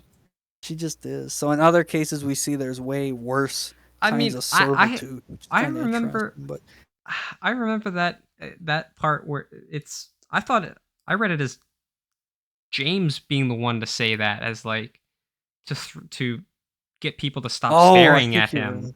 That's what I Yeah, thought so happened Miller there. Brides. Just like, The bar. Yeah, yeah. That's right, because that's the old folks looking at him or whatever. Everybody's Yeah, old in first class. Yeah, I think you're right. Yeah, I think it still kind of works, but yeah, yeah, yeah. that's a good point. It seems like you could break the story into individual arcs. You've been calling things like arcs and sub arcs and things like that. I think you definitely could. Where you have Yeah, the slice of life first arc where James initiates the Wedgie War and we're introduced to the yeah, characters. Then the Liar's Dice arc with James battling against Isaac. The Zadoki arc where they try to get her off. Then the yeah, random arc where Jack wrote a bunch of disconnected pieces of the story and finally came back to the main one he wanted to tell with the Demon Plane invasion arc, which is where the story drops yeah. off. And it's not really an invasion, but I thought it sounded pretty cool, so I stuck with it anyway. Sure. Yeah. No, I get you. Yeah, Yeah. it feels supernatural Yeah. for an adaptation. Like it's just really fitting. Mm-hmm. And like I said, the cinematic nature of some of these scenes, like I can really picture them at the beach. You know, what starts out as like a beach episode that's very fun and chill becomes this cool sight for a climactic battle and reasons why no one can see them and stuff. And I thought it's just really really cool. So I Yeah. think it's really natural for a lot of that. The arcs work really well for turning it into to anything you want, you know, and Mm-hmm. like in any kind of format. It's really just a kind of rare kind of fit that just works really good. I thought. Absolutely, yeah. It's sad that the story's left behind right when things were really ramping up with the whole demon plotline. Mm, Everything that happened before was fun to read, but it also yeah. felt like build up to the confrontation between James and the King of Demons, and will forever be blueballed on what was going to happen after the unnamed king stepped into the scene. Yeah, what an intense place to end it off, you know. Like you're hooked on these characters, they feel like your friends, you want to see their adventures and the stakes, yeah, couldn't really be higher in some ways, you know. This Yeah. guy's got this massive power level and James is going to go up against him just to help someone out, you know. And Zadoki's kind of like shaken by this, just like he's just going to help me like without getting anything in return. And it's like this kind of cool moment for James where he's you know, we see him in a bit of a different light Hmm. where he doesn't have to have helped her, or he could have been like, "I'll help you, but you gotta be my wedgie slave or whatever." Like none of that. It's just like Hmm. he's there to help her out. So yeah, it feels like a turning point in some significant ways, and you know, of course, I'd love to see it Yeah. continue. I mean, Well, that. I'd love more of it. That also, it also, that sort of James claiming Zudoki as her friend, as his friend, definitely feels like a manga anime trope carryover where Sure. like you cross blades or you do battle and then you're friends for life. Like Yeah. I don't see any kind of basis for a legitimate friendship. All they did was invite her to come back if she wants to get off.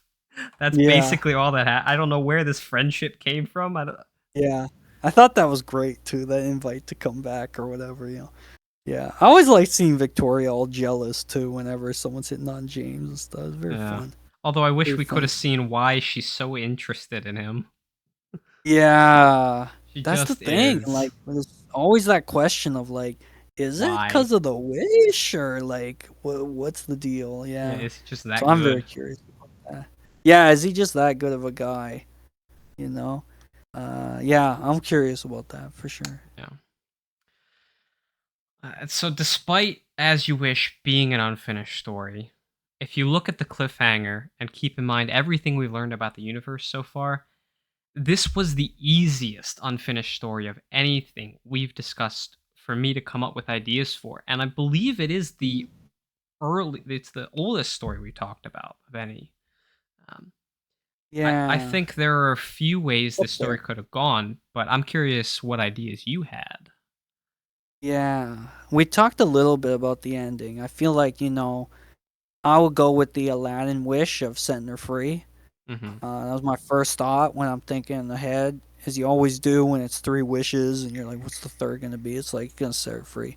But I did have that thought, not that she would stick with him, but that she would go off on her own. It's not exactly a reflection on James or who he is, but like, she's been, you know, trapped in a pot for 3,000 years Yeah. and now she's, in servitude to him. And the interesting thing, one of the interesting things I thought about the story that's significant, is they have no lives outside of James, the genies. Yeah. None. Like at all. They live in the apartment, they never leave for some reason that also isn't explained, but I thought very Which telling. makes Um, sense to because it's like, me wouldn't at they want least. to explore? I it Like, wouldn't they want to explore? And they well, could, I but they never hmm, leave. yeah. So I I thought that was interesting. I So I would like to see her uh be like, I'm going off on my own. Maybe one day I'll return, but James has to deal with being alone. yeah. For like the Hmm. first time, kind of like he's been alone, but Going you know what back I to being mean, like alone. different. Well, yeah. Back to being alone. Like Yeah. he It's he a took a different kind shortcut. of yeah, it's a different kind of loneliness Exactly. because he's Yeah, been able to experience that companionship as opposed to for before sure, where you never for have. sure. Yeah. Exactly. Yeah, so Um, I thought, that was my first thought. If he gets that growth, like this character who clings to Victoria, his first wish is to not be alone. If he can come to terms with that loneliness, you yeah. know, and I thought that would be a pretty beautiful arc for James. Um, Yeah. Certainly, the more immediate questions of like what comes next. I mean, I don't know. Like, he's so creative with his challenges and Uh-huh. his battles, and some of them are pop culture references, and some feel very anime and manga. So, Yeah. like, what kind of battle could you have that would be fit for like a King of the Demons fight? Yeah. Like, what could you do? Like, maybe he gets equipped in magical armor and has to actually fight the guy. But, all his battles have been super cerebral. That's the Yeah. thing. Like, it's not your typical, I have a magic sword, I'm going to fight you now. It's like, Yeah. I'm going to maneuver you in a game of dice. Like, Mhm. he is such a nerd. So I don't know. Maybe it's some kind of other cerebral chess game or something that he Yeah. plays with the King of Maybe. Demons. He saves the Doki. And I would just like to keep seeing them go on adventures and having Yeah. different fun times. Like, and I Yeah. don't know where it goes. I honestly don't. Beyond eventually that third wish, which Right. may be to set her free, or it's a joke. Like I said, he wishes for a sandwich, and they laugh, and everything stays the same. Yeah. You Which know? I would make a lot of sense for this story. Yes. Um, Yeah, I would. I I would think laugh. I my headcanon for why Victoria and Simpson never leave the apartment is that James just told them not to because it would really mess up his life to have uh, like these two like suddenly these two very attractive women are Yeah. living with him. That Mm. would definitely Mm. raise some questions from a lot of people. So That's fair. I That's think fair. that's kind of how I've always thought of it, Yeah. and they go along with it because they have such so much fun with James.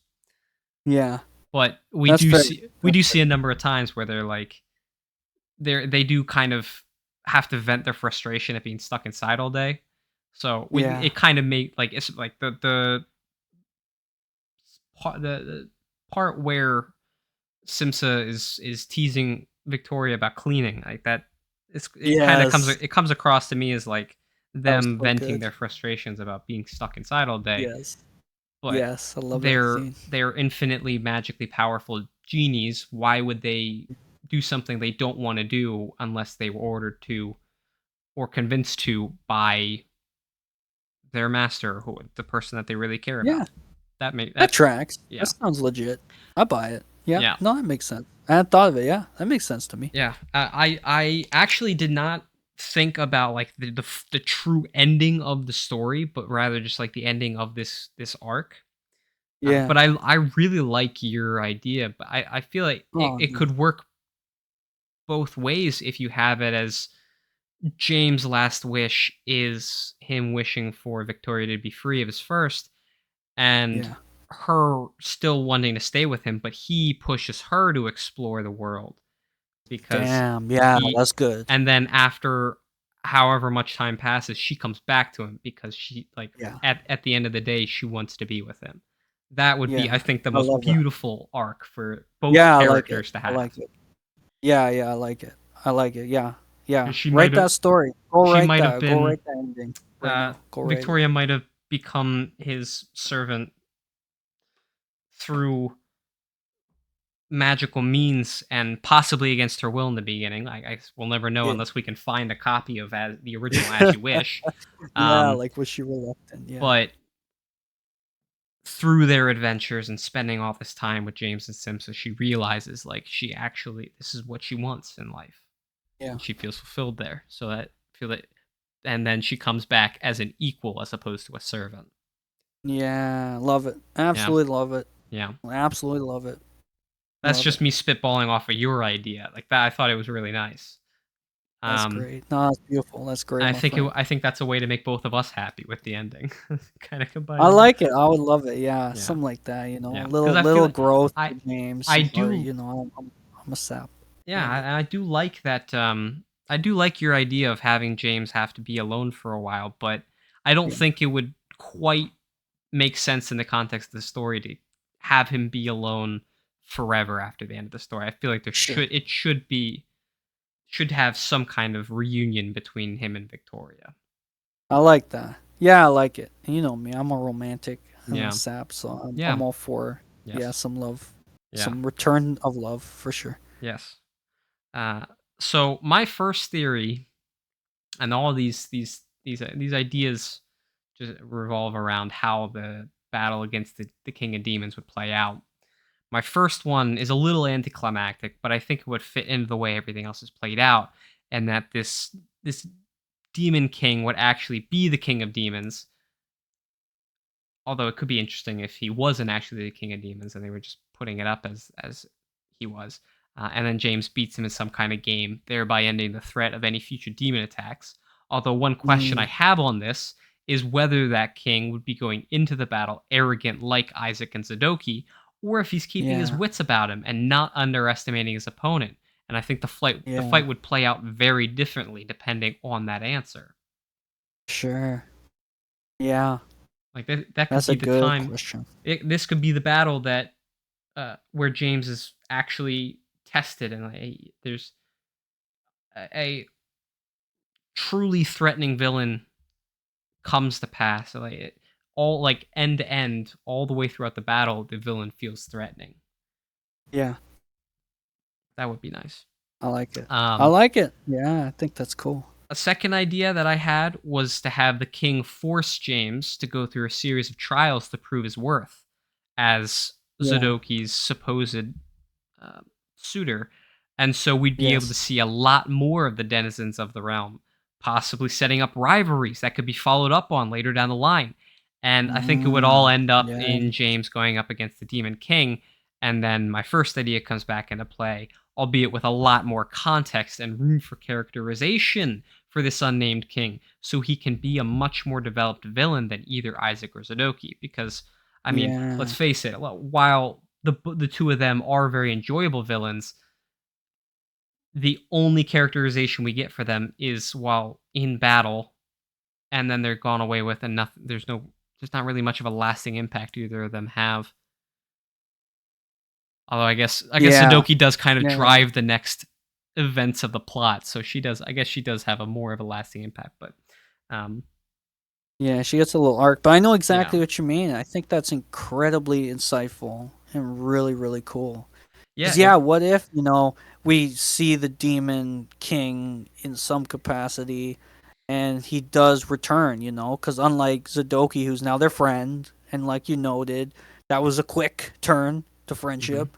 yes, Um, and like Isaac, who's potentially and probably gone, he's and even if he somewhere. returns, He's somewhere floating in the ether. he's We don't know where he probably went. not as scary since they already beat him. Yeah. But the Demon King, and either he does end up, like proving he's a worthy suitor, but somehow gets out of having to be the one who marries her and stuff like Uh that. huh. Yeah. This Demon King could keep coming up as someone. Maybe he sends other enemies against them, or he's someone they do have to eventually face later on down the line, like in a more direct confrontational way or something. Yeah. I could see Yeah. that build up, It could something like be that. it like the demon plane was given a little bit of characterization, like the plane itself was given a little Yeah, bit of characterization through yeah, the first character that we meet who's like fully a resident of the plane as opposed to like yes, Isaac and Zadoki where we meet them outside of their their home Yeah. turf, if you will. That Yeah. so like receptionist, butler type character, whoever he is, um, Yeah, yeah. gives me a strong administrative vibe. So Yes. it could have been a great way to have more comedy of like Yeah. the common conception of the a plane of demons, like this hellish, fiery, chaotic universe where it could be Yeah. like it's a very structured and hierarchical society of like lots of Yeah. paperwork and demons Imagine that. all like that could have been Yeah. great. And maybe Isaac or Yes. maybe James has to go through the different levels of hell, different circles of hell to Yeah. get to the demon king. Yeah. I Yeah, love this. there's This a is lot. great. There's just There's a it would just ton. open up Yeah, it's great. so like Yeah. with I mean, looking at how many different avenues you could go to explore this story, that would open up like an infinite amount more. For sure. For And you sure. The but it would challenge could be anything, and it It's would be great. such a fantastic vehicle for characterization and world building, especially. Totally. Um, Totally. It could have been a big challenge. Unlike, Isaac, who's like, we're in this one place, we're playing this game, or Zadoki, who's like, a lot of stuff takes place in their apartment. Demon King's challenge could be anything. He could be like, mhm, you gotta go to the genie realm, and you gotta go do something there. You gotta go do some stuff in Demon realm. You gotta go back to Earth, and yeah, like, there could be a lot of that world building. yeah, Could have to do more with soul gathering. These kind of things that's hinted at. Certainly could see a lot of that. yeah, And I loved Zadoki's joke and what we learn is a joke when she's like, "Oh, only black is allowed there." I bought it. I yeah. 100% believed her. And I was like, "Oh, I damn." And so mean, when she pulls the underwear, I yeah, was like, "That's funny. That's really clever." And when it's a lie and she's like, "I'm a demon, I'm gonna lie." I was like, "Okay, so like that's yeah, cool too, because we've seen demons who lie, and Isaac is one yeah, of them. So like maybe there's a lot more lying that takes yeah, place, which we don't yeah. expect in a It lot of was a ways. So very harmless joke. I kind of wish it had been a yeah. little bit harmful, just as like to show like Demon's twisted sense of humor. But it is I do like Yeah. that Jack shows off that aspect of demons with that like in a very Yeah. passive way. 'Cause, like he shows off Yeah. a little bit more harmful uh sense of humor with Isaac and kind of a Yeah. little bit with Sudoku. But yeah, But it is certainly, good. yeah, and I bring it up too because it's something you could have played with. Like if black is the only color, I could see them being this very uniform, very structured society, like you said, where he's got to go through all this paperwork, and one of Yeah. the challenges waiting in like the equivalent of Hell's DMV or something, and just having like a nightmare time of having to wait, and they can't use magic to speed it up or Mhm. something, and Yeah. he's just like these very funny Just scenarios a that you could play. yeah. Yeah. Great There's vehicle it's for endless. comedy. That's the magic of the story. There's Uh-huh. so much potential, and they set it up Uh-huh. so well. Jack does Yeah. so good. Absolutely. Yeah, I have you read or watched Bleach? I know a bit about Bleach, not much Okay. though. I'm really a Well, Bleach virgin. I never. one of the major arcs of the story is that the main character goes to the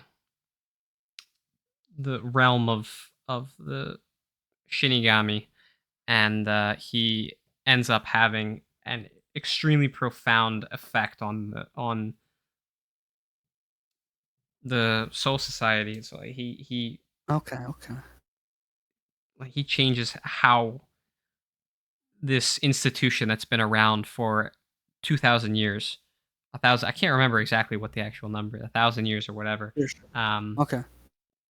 yeah, I think it was 1,000 years. So he changed in just a few days. He was able to have this profound change over a millennia of history and tradition. Mm, And I yeah, feel like it could have been an interesting parallel to have that happen with James, where like he goes up against all of these demons, and like the two that we see him go up against are super arrogant, super cocky. yeah. They don't see any worth in humanity, and so like, it could have been some kind like it could have been an interesting way to go of slowly changing the mindsets of the demon plane in general. Ooh. Yeah, I like that a lot. I think And it's it could really cool. that would have been a perfect arc to show James gaining a lot of confidence in himself. That would have been perfect. Yeah. Yeah. I Yeah, I think that's cool.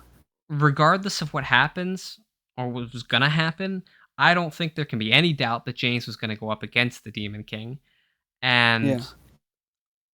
before you brought up your ending idea, I wasn't sure exactly what would happen after that potential arc came to a close.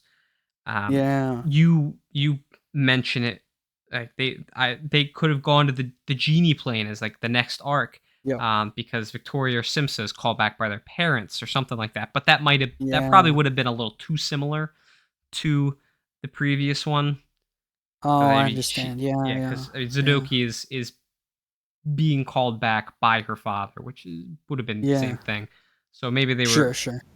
maybe something with Sims's lamp came up or something like they had to go back and fix. So they would Yeah. have been able to go to the genie plane and explore. I feel like that would have Yes. happened at some point.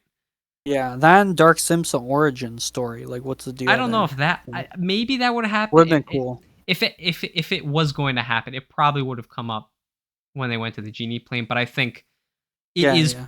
I think it was. I feel like they were going to go to the genie plane. I feel like that is It'd be probably the cool. only thing I can Yeah. really say with any kind of certainty probably would have happened. Okay. Yeah. Sounds fair. I could totally see it. Yeah. Yeah. Beyond that, maybe they're world travelers again and they head back to Aspen or they go somewhere Yeah. else, have Yeah. wedgie fun and they do it in the snow. They've done stuff on the beach, so where Yeah. else could they go that's different? Yeah. The Maybe swamps, maybe. Who knows? maybe return to Aspen to finish that setup.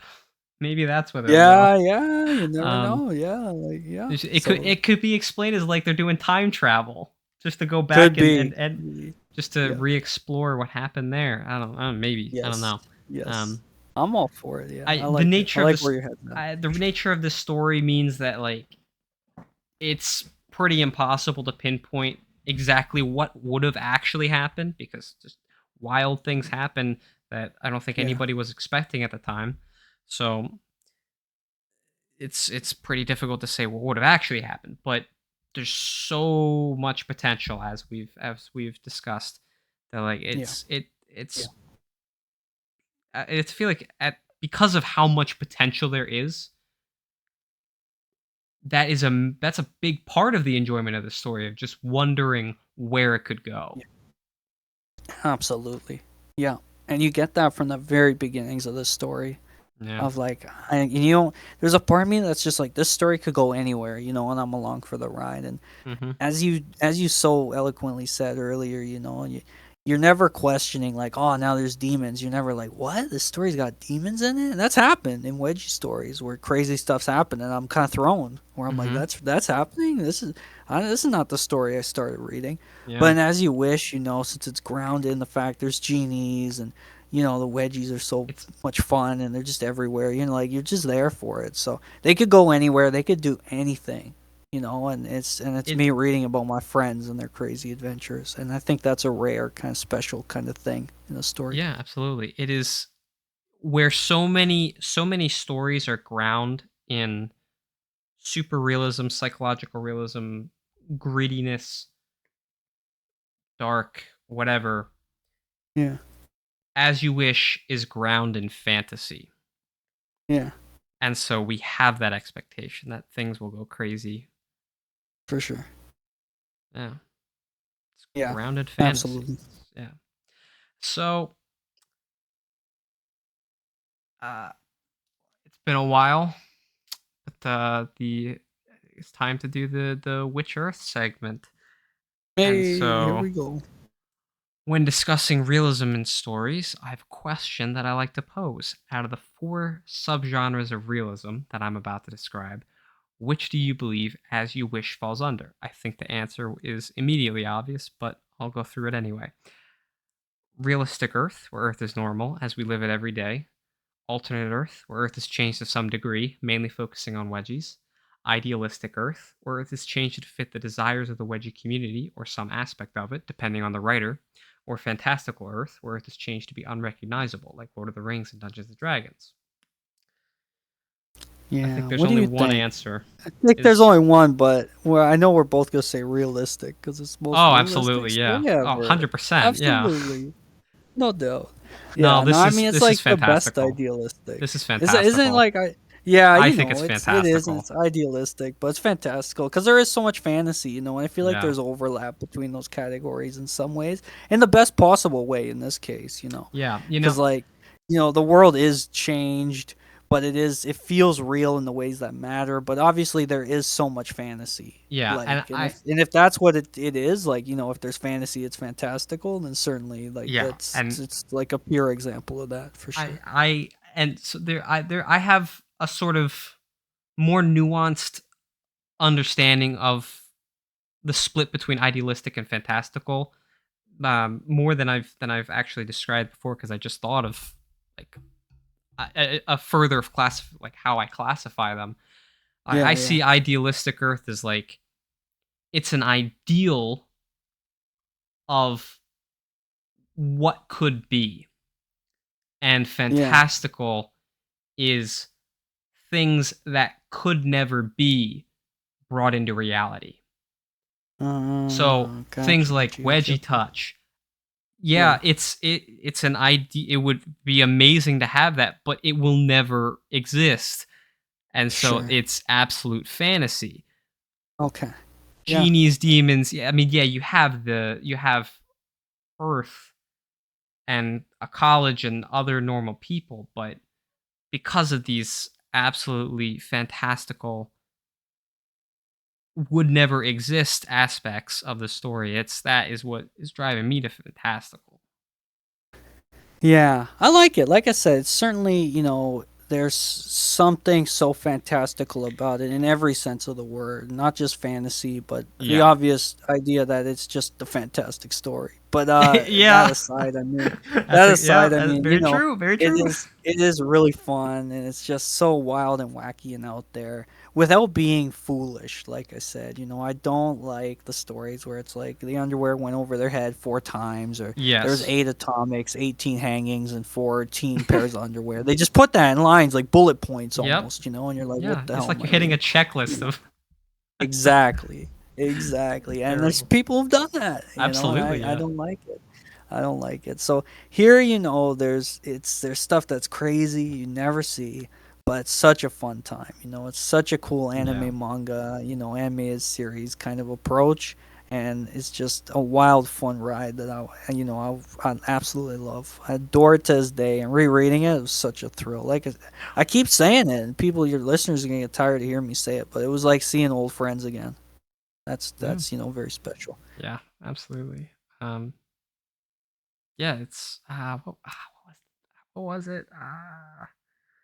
It's it comes down to in my eyes it comes down to what the story chooses to focus on, and it Mm, focuses yeah, on the fantastical aspects almost to the exclusion of anything else. So that's sure, why. sure. Yeah. That Um makes a lot of sense to me. I yeah. understand. Yeah, Yeah. Yeah, so nice, I'm good. overall I'd say As You Wish is one of the epitomes of early Lucky Fetish writing. For Absolutely sure. no consequences to be found for things that realistically would never work out or even exist. Insane wedgie scenarios, entirely ineffectual adults or teachers, although that only comes up one time, and some completely fantastical aspect like genies and demons, a wedgie touch, Yeah, or a remote to control the flow of time, you know. yeah, yeah. So, Totally. yeah. Well, is there anything else that you like to discuss? Oh, this was wonderful. I Yeah. love the story so much. I love Jack 538. Hopefully, you can get him on to talk about the story. Hopefully, I can be there too. Yeah. I think everybody should read it. It is just such a fun time and a Mhm. blast. And if you want some fun, if you just want to like be happy and turn off your brain, which I think is an undervalued, but very powerful and beautiful thing, 100% as you wish. Read it. You'll enjoy it. For sure. Guaranteed. Absolutely, yeah.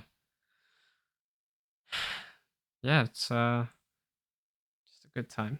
Um yeah, I when I was thinking of like stories to cover, I just thought like this is this is such a missing piece. It's such a Yeah. big piece to fill in this puzzle of all of the Absolutely. Such a big what I hit, consider too, and the required reading in yeah, the and it community. flies so under the radar. I think, like we said, because it's non-human, because it's got genies and stuff, and but it was such a hit, and I feel Well, like it's like three more than 300,000 views, one of the most yeah, viewed stories on Lucky Fish forums. So I if you're think looking at required reading, for sure, this is definitely absolutely. should be one of them. Yeah, I think a portion of that, at least, if not the at least if not the whole answer of why it's not really talked about, is because of what's in it. It's not this deep psychological breakdown of characters, or asking or posing moral questions towards readers, or anything like things that'll make you Yeah, yeah, think about it long after you've read it. This is just sure. a fun, good time, and you can pick it up, set it down. You're not really gonna Yeah, worry about it too much. You're gonna have a good time when you read it, and that's so it doesn't quite have the, I suppose, the lasting power to continuously drive discussion long after it's been read, but it mm, is always a good time to go back and read. So I feel like absolutely. that's why it has so many views, but it's not really discussed so much at length.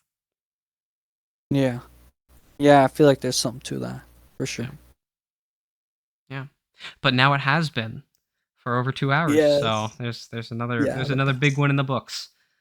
Woohoo! Well, Amazing. is there anything that you'd Thank like to you. promote from yourself or others? I would say go check out Jack 538. You mentioned I Am Dead, Yes, which is I'm Dead is a great wonderful. short story. It's really funny. Great Really short good. story. They're on DA with, I think, maybe a slightly different name, but I could be wrong. I'm gonna check very quickly if I can. Um, no, they're on as Jack 538. Maybe I think that's a different Jack 538. Maybe. Because I Okay. remember they posted, I believe, the WedgieCon continuation, which Mm. I recommend people read, and I would promote that too. This doesn't look like the same Jack. Yeah, I believe they go by Alistair Cade, actually. I believe that's it, Yeah. right? Yeah, yep. Yes, Alistair Yep, Cade. that is That's what correct. it is. Yeah, so look up Alistair Cade, all lowercase with the hyphen in between Alistair and Cade. They don't have a lot of watchers. We should change that, certainly. But As You Wish WedgieCon, their most recent story, looks like the most popular one they've posted on their DA page. Uh, so I would definitely go give that a read and go watch them. They're, like I said, wonderful human being. They wrote the wonderful intro, to a collection of short stories I wrote years back, and I just love them dearly. So Mhm. definitely go check them out and give them some love. Yeah, absolutely, yeah. Well, I gotta say, Hans, it's just been great having you back on. So much fun having So great. I missed conversation again. this. Yeah, I miss this, my thank you so friend. much for coming on, Your man. unofficial co-host. I haven't been here for a bit. It's just great to be on. Look at Yeah, this. It's like no time has passed. yeah, It's like the exactly. magic of As You Wish. So glad No, to it's be here, that's and just the I'm magic bar excited to dynamic. join you again. Yeah, it's true. It's Yeah, true. This yeah, community is magic. yes, it So is. I'm just happy to chat with you. So thank you for having me on. Yeah. Well, if there is anything that you'd like to hear me discuss, or if you'd like to come on for an episode, leave a comment or send me a message on DeviantArt, Lucky Fetish, or Discord as NeufAtora. Thank you for listening, and I'll see you on the next episode of the Best Book Club.